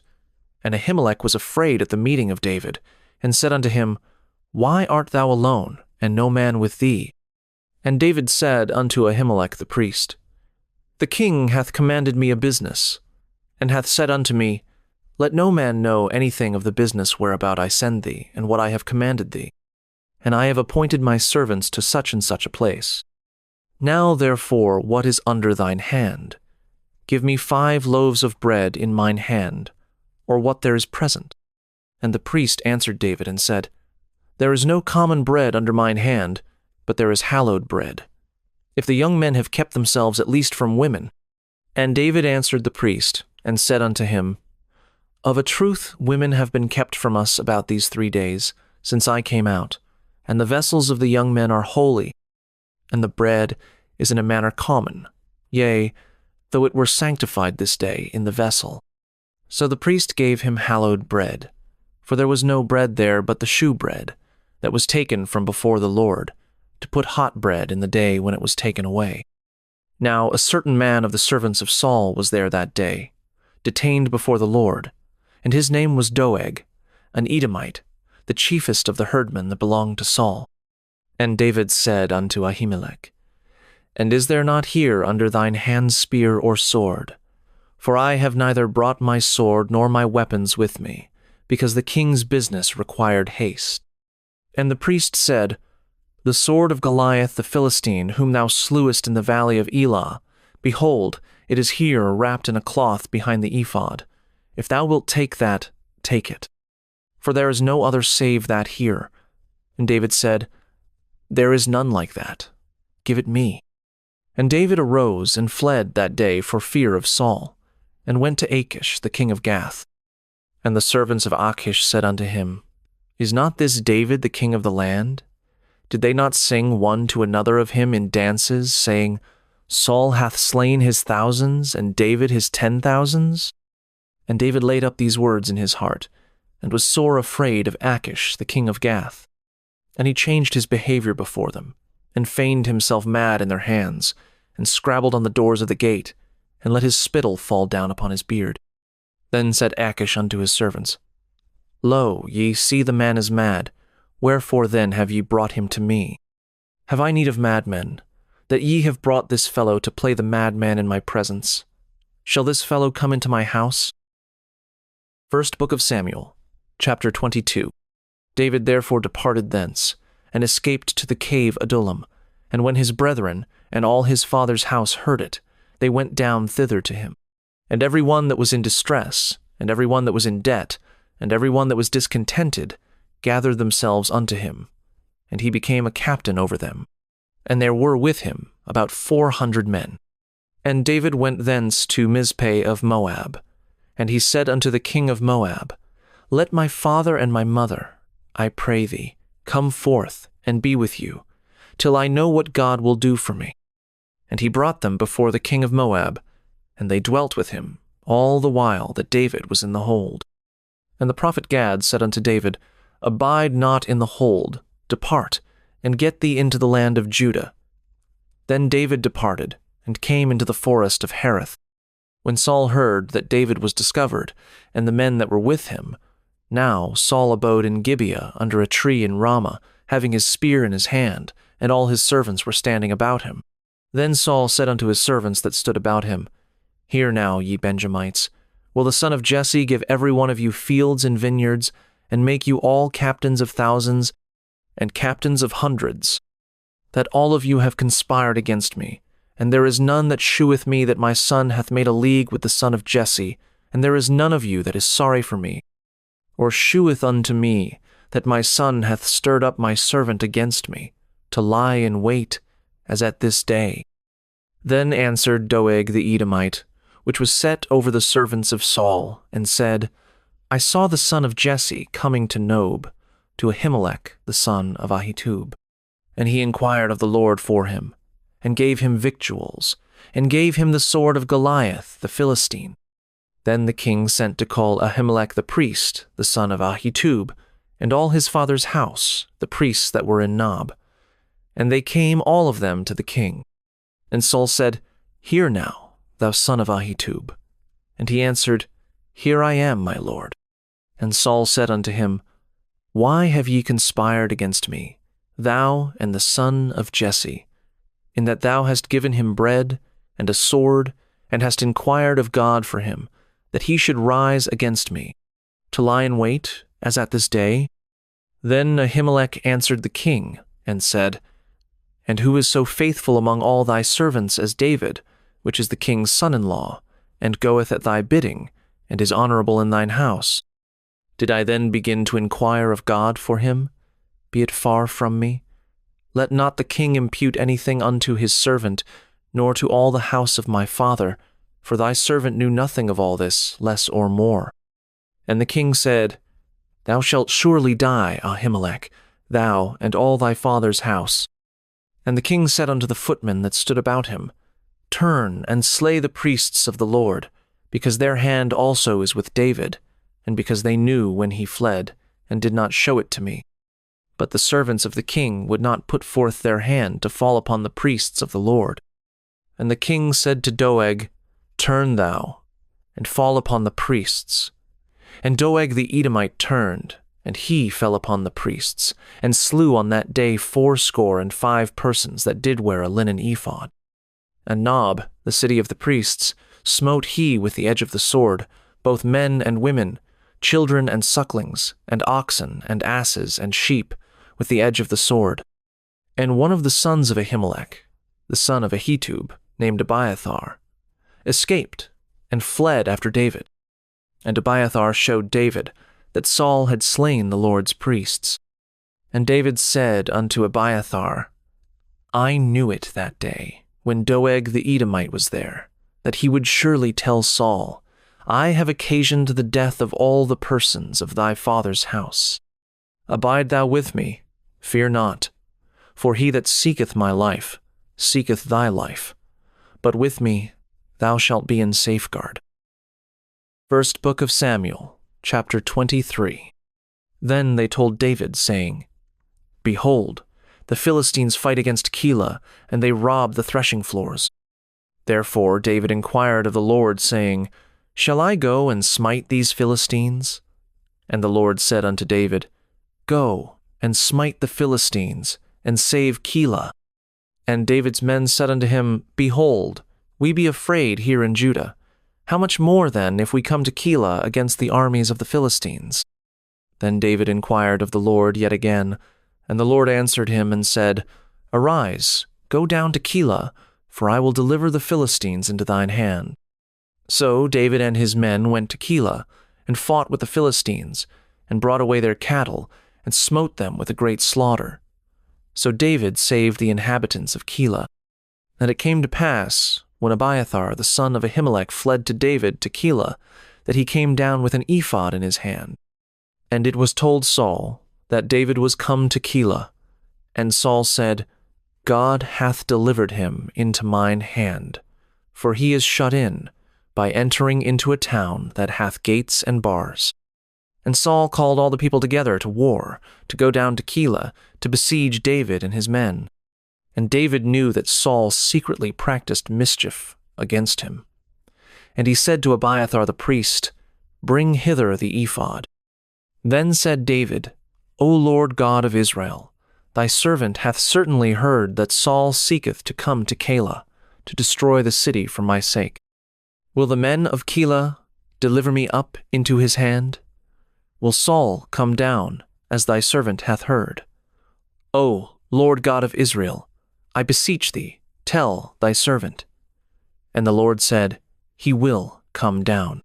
Then said David, Will the men of Keilah deliver me and my men into the hand of Saul? And the Lord said, They will deliver thee up. Then David and his men, which were about 600, arose and departed out of Keilah, and went whithersoever they could go. And it was told Saul that David was escaped from Keilah, and he forbare to go forth. And David abode in the wilderness in strongholds, and remained in a mountain in the wilderness of Ziph. And Saul sought him every day, but God delivered him not into his hand. And David saw that Saul was come out to seek his life, and David was in the wilderness of Ziph in a wood. And Jonathan Saul's son arose, and went to David into the wood, and strengthened his hand in God. And he said unto him, Fear not, for the hand of Saul my father shall not find thee, and thou shalt be king over Israel, and I shall be next unto thee, and that also Saul my father knoweth. And they two made a covenant before the Lord.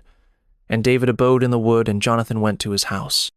Then came up the Ziphites to Saul to Gibeah, saying, Doth not David hide himself with us in strongholds in the wood, in the hill of Hachilah, which is on the south of Jeshimon?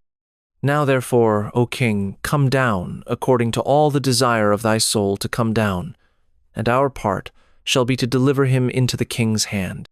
And Saul said, Blessed be ye of the Lord, for ye have compassion on me. Go, I pray you, prepare yet, and know and see his place where his haunt is, and who hath seen him there, for it is told me that he dealeth very subtly. See therefore, and take knowledge of all the lurking places where he hideth himself, and come ye again to me with the certainty, and I will go with you. And it shall come to pass, if he be in the land, that I will search him out throughout all the thousands of Judah. And they arose, and went to Ziph before Saul. But David and his men were in the wilderness of Maon, in the plain on the south of Jeshimon. Saul also and his men went to seek him. And they told David, wherefore he came down into a rock, and abode in the wilderness of Maon. And when Saul heard that, he pursued after David in the wilderness of Maon. And Saul went on this side of the mountain, and David and his men on that side of the mountain. And David made haste to get away for fear of Saul. For Saul and his men compassed David, and his men round about to take them. But there came a messenger unto Saul, saying, Haste thee, and come, for the Philistines have invaded the land. Wherefore Saul returned from pursuing after David, and went against the Philistines. Therefore they called that place Selah HaMalekoth. And David went up from thence, and dwelt in strongholds at En-gedi. First Book of Samuel, chapter 24. And it came to pass, when Saul was returned from following the Philistines, that it was told him, saying, Behold, David is in the wilderness of En-gedi. Then Saul took 3,000 chosen men out of all Israel, and went to seek David and his men upon the rocks of the wild goats. And he came to the sheepcotes by the way, where was a cave, and Saul went in to cover his feet, and David and his men remained in the sides of the cave. And the men of David said unto him, Behold the day of which the Lord said unto thee, Behold, I will deliver thine enemy into thine hand, that thou mayest do to him as it shall seem good unto thee. Then David arose, and cut off the skirt of Saul's robe privily. And it came to pass afterward, that David's heart smote him, because he had cut off Saul's skirt. And he said unto his men, The Lord forbid that I should do this thing unto my master, the Lord's anointed, to stretch forth mine hand against him, seeing he is the anointed of the Lord. So David stayed his servants with these words, and suffered them not to rise against Saul. But Saul rose up out of the cave, and went on his way. David also arose afterward, and went out of the cave, and cried after Saul, saying, My lord the king!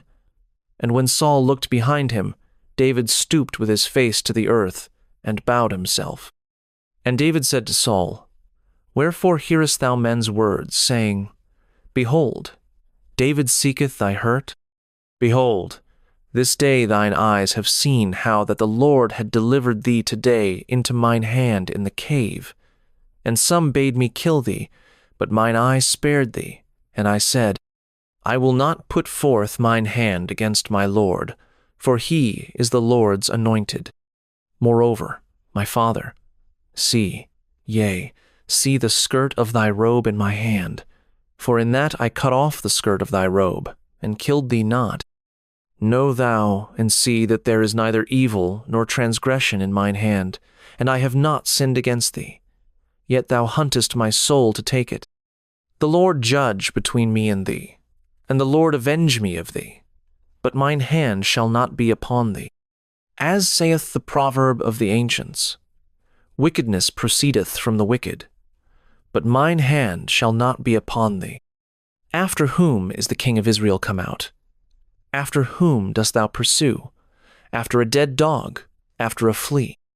The Lord therefore be judge, and judge between me and thee, and see, and plead my cause, and deliver me out of thine hand.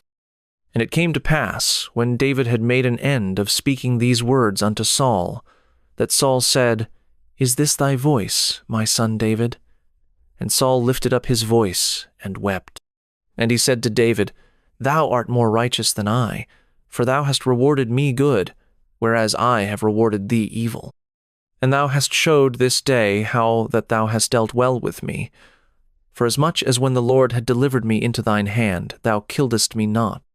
For if a man find his enemy, will he let him go well away? Wherefore the Lord reward thee good for that thou hast done unto me this day. And now, behold, I know well that thou shalt surely be king, and that the kingdom of Israel shall be established in thine hand.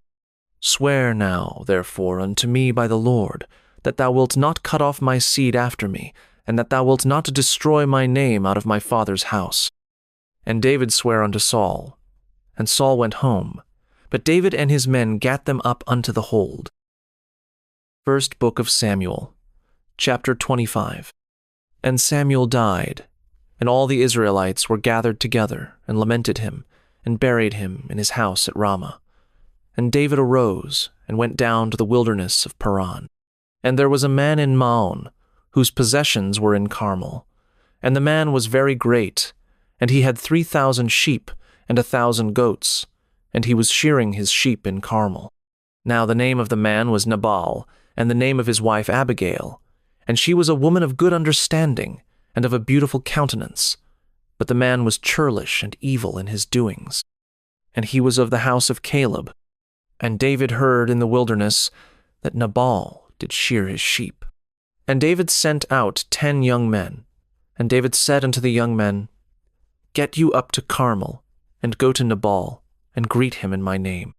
And thus shall ye say to him that liveth in prosperity, Peace be both to thee, and peace be to thine house, and peace be unto all that thou hast.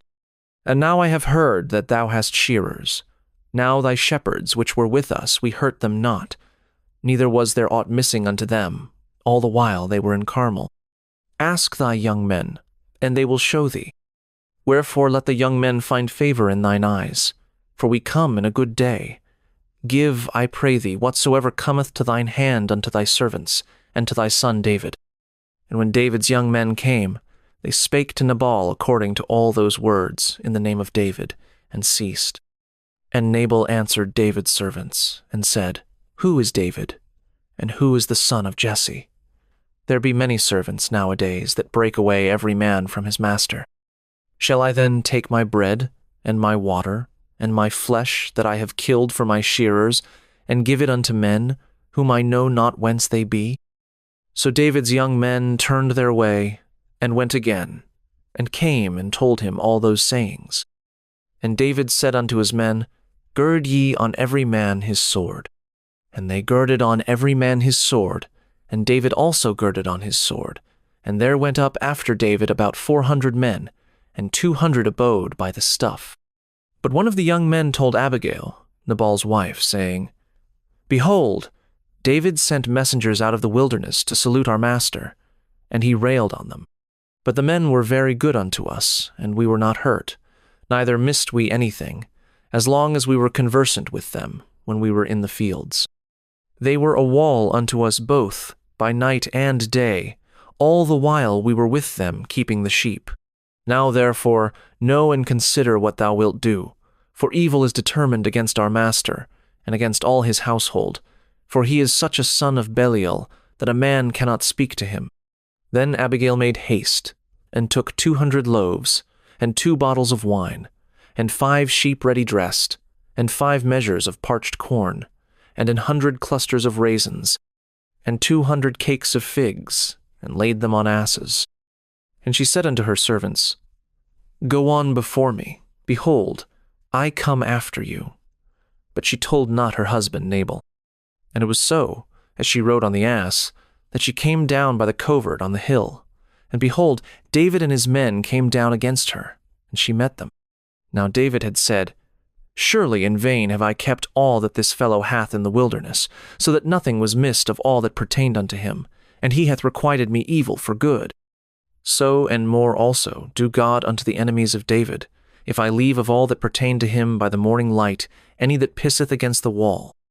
And when Abigail saw David, she hasted, and lighted off the ass, and fell before David on her face, and bowed herself to the ground, and fell at his feet, and said, Upon me, my lord, upon me let this iniquity be. And let thine handmaid, I pray thee, speak in thine audience, and hear the words of thine handmaid. Let not my lord, I pray thee, regard this man of Belial, even Nabal, for as his name is, so is he. Nabal is his name, and folly is with him. But I thine handmaid saw not the young men of my lord, whom thou didst send. Now therefore, my lord, as the Lord liveth, and as thy soul liveth, seeing the Lord hath withholden thee from coming to shed blood, and from avenging thyself with thine own hand, now let thine enemies, and they that seek evil to my lord, be as Nabal. And now this blessing which thine handmaid hath brought unto my lord, let it even be given unto the young men that follow my lord. I pray thee, forgive the trespass of thine handmaid, for the Lord will certainly make my lord a sure house, because my lord fighteth the battles of the Lord, and evil hath not been found in thee all thy days. Yet a man is risen to pursue thee, and to seek thy soul.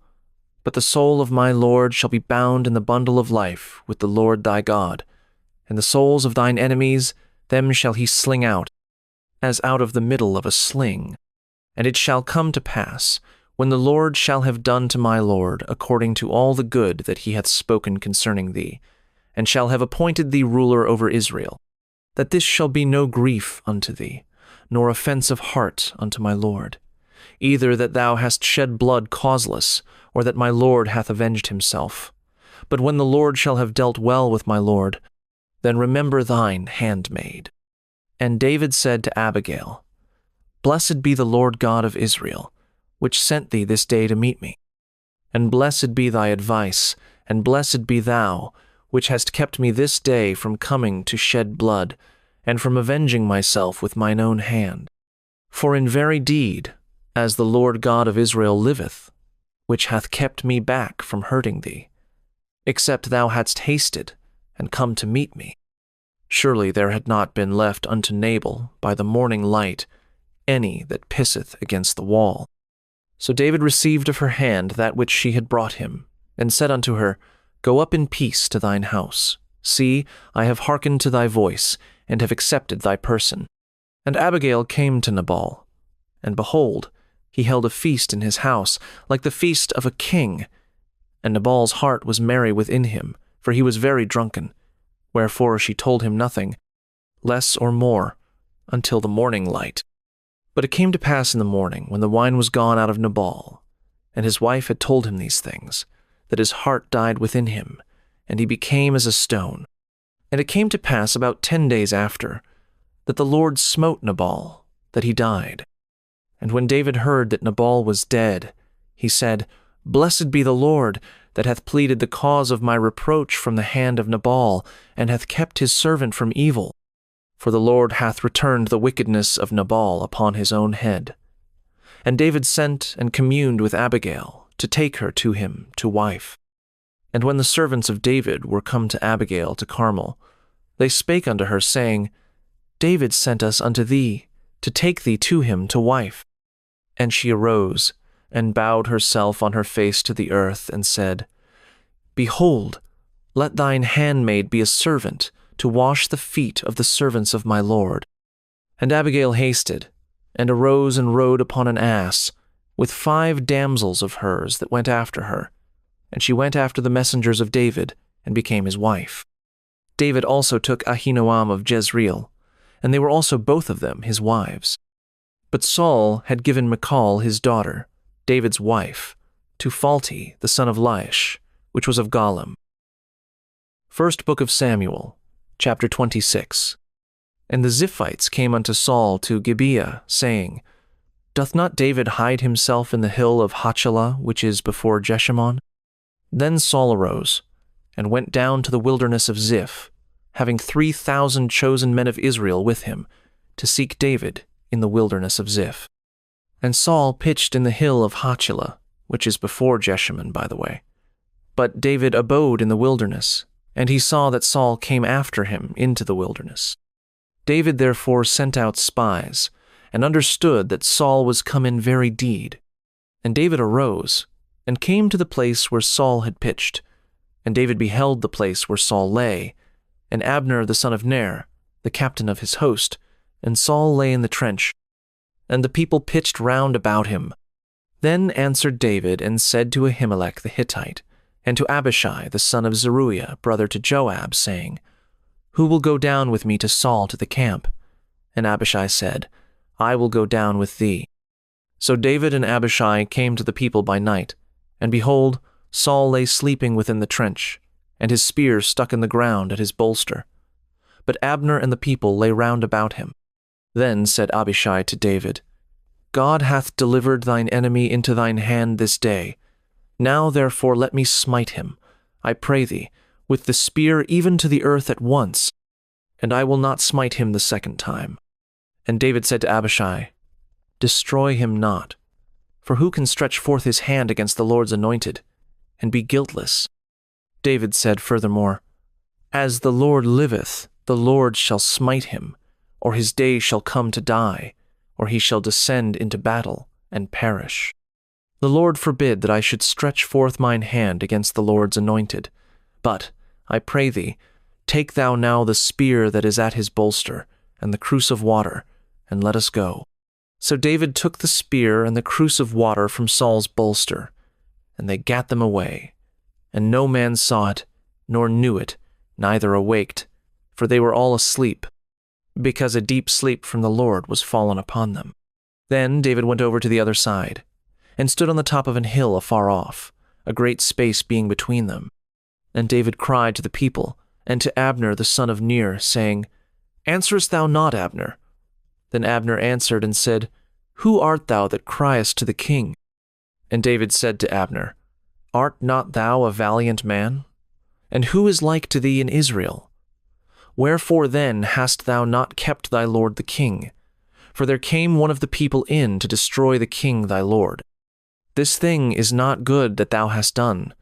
As the Lord liveth, ye are worthy to die, because ye have not kept your master, the Lord's anointed. And now see where the king's spear is, and the cruse of water that was at his bolster. And Saul knew David's voice, and said, Is this thy voice, my son David? And David said, It is my voice, my lord, O king. And he said, Wherefore doth my lord thus pursue after his servant? For what have I done? Or what evil is in mine hand?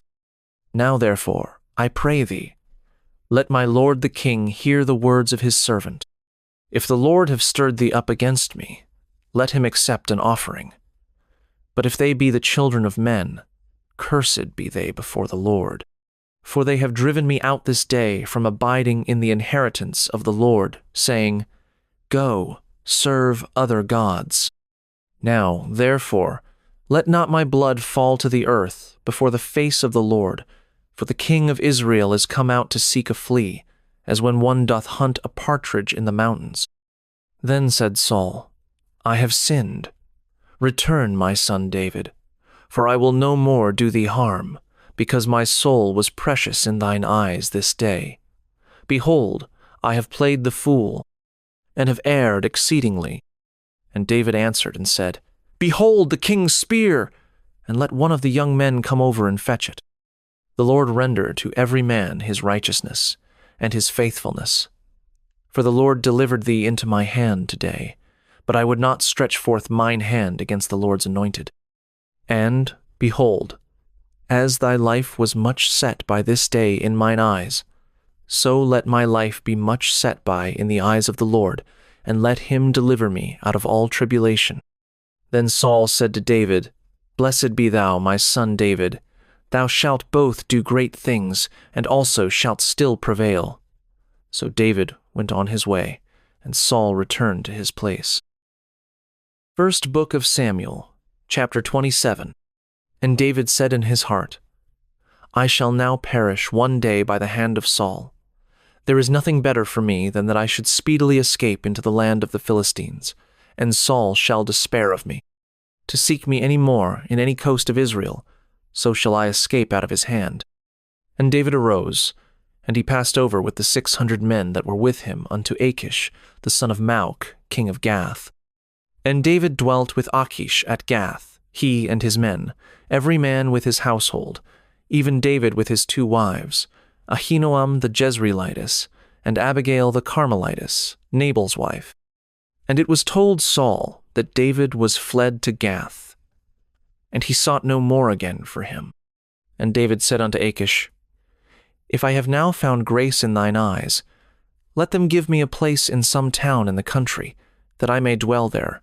For why should thy servant dwell in the royal city with thee?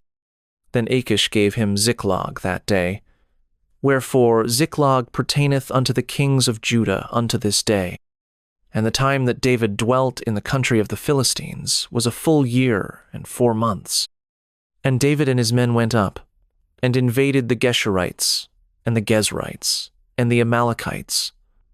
For those nations were of old the inhabitants of the land, as thou goest to Shur, even unto the land of Egypt. And David smote the land, and left neither man nor woman alive, and took away the sheep, and the oxen, and the asses, and the camels, and the apparel, and returned, and came to Achish. And Achish said, Whither have ye made a road today? And David said, Against the south of Judah, and against the south of the Jerahmeelites, and against the south of the Kenites. And David saved neither man nor woman alive, to bring tidings to Gath, saying, Lest they should tell on us, saying, So did David. And so will be his manner all the while he dwelleth in the country of the Philistines. And Achish believed David, saying, He hath made his people Israel utterly to abhor him. Therefore he shall be my servant forever. First Book of Samuel, chapter 28. And it came to pass in those days that the Philistines gathered their armies together for warfare, to fight with Israel. And Achish said unto David, Know thou assuredly that thou shalt go out with me to battle, thou and thy men. And David said to Achish, Surely thou shalt know what thy servant can do. And Achish said to David, Therefore will I make thee keeper of mine head forever. Now Samuel was dead, and all Israel had lamented him, and buried him in Ramah, even in his own city. And Saul had put away those that had familiar spirits, and the wizards, out of the land. And the Philistines gathered themselves together, and came and pitched in Shunem. And Saul gathered all Israel together, and they pitched in Gilboa. And when Saul saw the host of the Philistines, he was afraid, and his heart greatly trembled. And when Saul inquired of the Lord answered him not, neither by dreams, nor by Urim, nor by prophets. Then said Saul unto his servants, Seek me a woman that hath a familiar spirit, that I may go to her, and inquire of her. And his servants said to him, Behold, there is a woman that hath a familiar spirit at Endor. And Saul disguised himself, and put on other raiment, and he went, and 2 men with him, and they came to the woman by night. And he said, I pray thee, divine unto me by the familiar spirit, and bring me him up, whom I shall name unto thee. And the woman said unto him, Behold, thou knowest what Saul hath done, how he hath cut off those that have familiar spirits, and the wizards out of the land. Wherefore then layest thou a snare for my life, to cause me to die? And Saul sware to her by the Lord, saying, As the Lord liveth, there shall no punishment happen to thee for this thing. Then said the woman, Whom shall I bring up unto thee? And he said, Bring me up Samuel. And when the woman saw Samuel, she cried with a loud voice. And the woman spake to Saul, saying, Why hast thou deceived me? For thou art Saul. And the king said unto her, Be not afraid, for what sawest thou? And the woman said unto Saul, I saw gods ascending out of the earth. And he said unto her, What form is he of? And she said, An old man cometh up, and he is covered with a mantle. And Saul perceived that it was Samuel, and he stooped with his face to the ground, and bowed himself. And Samuel said to Saul, Why hast thou disquieted me to bring me up? And Saul answered, I am sore distressed, for the Philistines make war against me, and God is departed from me, and answereth me no more, neither by prophets nor by dreams. Therefore I have called thee, that thou mayest make known unto me what I shall do. Then said Samuel, Wherefore then dost thou ask of me, seeing the Lord is departed from thee, and is become thine enemy? And the Lord hath done to him, as he spake by me. For the Lord hath rent the kingdom out of thine hand, and given it to thy neighbor, even to David. Because thou obeyedst not the voice of the Lord, nor executedst his fierce wrath upon Amalek, therefore hath the Lord done this thing unto thee this day. Moreover, the Lord will also deliver Israel with thee into the hand of the Philistines, and tomorrow shalt thou and thy sons be with me. The Lord also shall deliver the host of Israel into the hand of the Philistines. Then Saul fell straightway all along on the earth, and was sore afraid, because of the words of Samuel. And there was no strength in him, for he had eaten no bread all the day, nor all the night. And the woman came unto Saul, and saw that he was sore troubled, and said unto him, Behold, thine handmaid hath obeyed thy voice, and I have put my life in my hand, and have hearkened unto thy words, which thou spakest unto me. Now therefore I pray thee, hearken thou also unto the voice of thine handmaid, and let me set a morsel of bread before thee, and eat, that thou mayest have strength when thou goest on thy way. But he refused, and said, I will not eat. But his servants, together with the woman, compelled him, and he hearkened unto their voice. So he arose from the earth, and sat upon the bed. And the woman had a fat calf in the house, and she hasted, and killed it, and took flour, and kneaded it, and did bake unleavened bread thereof. And she brought it before Saul, and before his servants, and they did eat. Then they rose up, and went away that night. First Book of Samuel, chapter 29. Now the Philistines gathered together all their armies to Aphek, and the Israelites pitched by a fountain which is in Jezreel. And the lords of the Philistines passed on by hundreds, and by thousands, but David and his men passed on in the reward with Achish. Then said the princes of the Philistines, What do these Hebrews here? And Achish said unto the princes of the Philistines, Is not this David, the servant of Saul, the king of Israel, which hath been with me these days, or these years? And I have found no fault in him since he fell unto me unto this day. And the princes of the Philistines were wroth with him.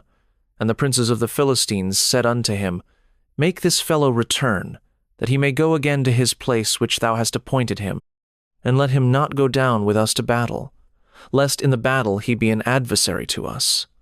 For wherewith should he reconcile himself unto his master? Should it not be with the heads of these men? Is not this David, of whom they sang one to another in dances, saying, Saul slew his thousands, and David his 10,000s? Then Achish called David, and said unto him, Surely, as the Lord liveth, thou hast been upright, and thy going out and thy coming in with me in the host is good in my sight. For I have not found evil in thee since the day of thy coming unto me unto this day. Nevertheless the Lord's favour thee not. Wherefore now return, and go in peace, that thou displease not the lords of the Philistines. And David said unto Achish, But what have I done? And what hast thou found in thy servant, so long as I have been with thee unto this day, that I may not go fight against the enemies of my lord the king?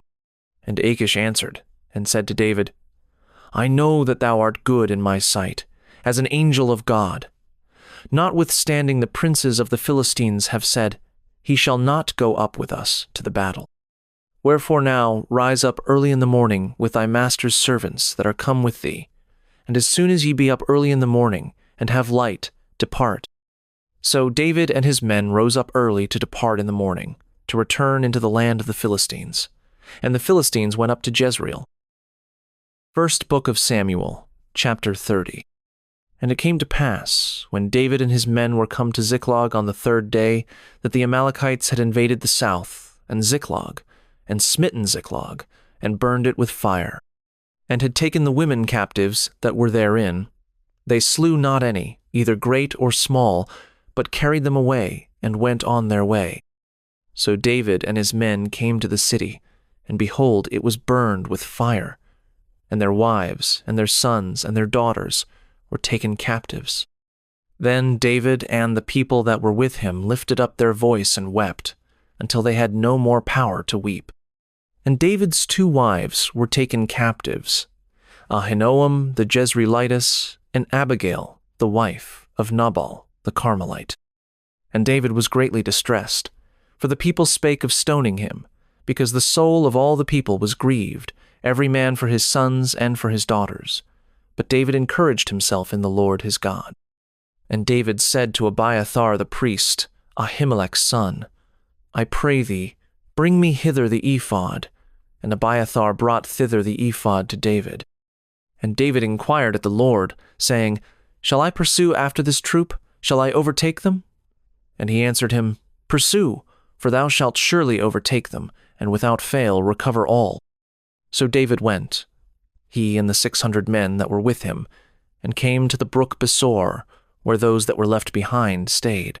But David pursued, he and 400 men, for 200 abode behind, which were so faint that they could not go over the brook Besor. And they found an Egyptian in the field, and brought him to David, and gave him bread, and he did eat, and they made him drink water. And they gave him a piece of a cake of figs, and 2 clusters of raisins. And when he had eaten, his spirit came again to him, for he had eaten no bread, nor drunk any water 3 days and 3 nights. And David said unto him, To whom belongest thou, and whence art thou? And he said, I am a young man of Egypt, servant to an Amalekite, and my master left me, because 3 days agone I fell sick. We made an invasion upon the south of the Cherethites, and upon the coast which belongeth to Judah, and upon the south of Caleb, and we burned Ziklag with fire. And David said to him, Canst thou bring me down to this company? And he said, Swear unto me by God, that thou wilt neither kill me, nor deliver me into the hands of my master, and I will bring thee down to this company. And when he had brought him down, behold, they were spread abroad upon all the earth, eating and drinking and dancing, because of all the great spoil that they had taken out of the land of the Philistines, and out of the land of Judah. And David smote them from the twilight even unto the evening of the next day, and there escaped not a man of them, save 400 young men which rode upon camels, and fled. And David recovered all that the Amalekites had carried away, and David rescued his 2 wives. And there was nothing lacking to them, neither small nor great, neither sons nor daughters, neither spoil, nor anything that they had taken to them. David recovered all. And David took all the flocks and the herds, which they drave before those other cattle, and said, "This is David's spoil." And David came to the 200 men, which were so faint that they could not follow David, whom they had made also to abide at the brook Besor. And they went forth to meet David, and to meet the people that were with him. And when David came near to the people, he saluted them. Then answered all the wicked men and men of Belial, of those that went with David, and said, "Because they went not with us, we will not give them aught of the spoil that we have recovered, save to every man his wife and his children, that they may lead them away and depart." Then said David, "Ye shall not do so, my brethren, with that which the Lord hath given us, who hath preserved us, and delivered the company that came against us into our hand. For who will hearken unto you in this matter? But as his part is that goeth down to the battle, so shall his part be that tarrieth by the stuff. They shall part alike." And it was so from that day forward, that he made it a statute and an ordinance for Israel unto this day. And when David came to Ziklag, he sent of the spoil unto the elders of Judah, even to his friends, saying, "Behold a present for you of the spoil of the enemies of the Lord, to them which were in Bethel, and to them which were in South Ramoth, and to them which were in Jattir, and to them which were in Aroer, and to them which were in Siphmoth, and to them which were in Eshtemoa, and to them which were in Rachal, and to them which were in the cities of the Jerahmeelites, and to them which were in the cities of the Kenites, and to them which were in Hormah, and to them which were in Korashan, and to them which were in Athik, and to them which were in Hebron, and to all the places where David himself and his men were wont to haunt." First Book of Samuel, chapter 31. Now the Philistines fought against Israel, and the men of Israel fled from before the Philistines, and fell down slain in Mount Gilboa. And the Philistines followed hard upon Saul and upon his sons, and the Philistines slew Jonathan and Abinadab and Melchishua, Saul's sons. And the battle went sore against Saul, and the archers hit him, and he was sore wounded of the archers. Then said Saul unto his armor-bearer, "Draw thy sword and thrust me through therewith, lest these uncircumcised come and thrust me through and abuse me." But his armor-bearer would not, for he was sore afraid. Therefore Saul took a sword, and fell upon it. And when his armor-bearer saw that Saul was dead, he fell likewise upon his sword, and died with him. So Saul died, and his 3 sons, and his armor-bearer, and all his men, that same day together.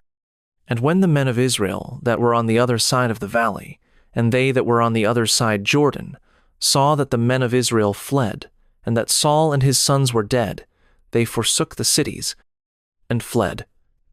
And the Philistines came and dwelt in them. And it came to pass on the morrow, when the Philistines came to strip the slain, that they found Saul and his 3 sons fallen in Mount Gilboa. And they cut off his head, and stripped off his armor, and sent into the land of the Philistines round about, to publish it in the house of their idols, and among the people. And they put his armor in the house of Ashtaroth, and they fastened his body to the wall of Bethshan. And when the inhabitants of Jabesh-Gilead heard of that which the Philistines had done to Saul, all the valiant men arose, and went all night, and took the body of Saul and the bodies of his sons from the wall of Bethshan, and came to Jabesh, and burnt them there. And they took their bones, and buried them under a tree at Jabesh, and fasted 7 days.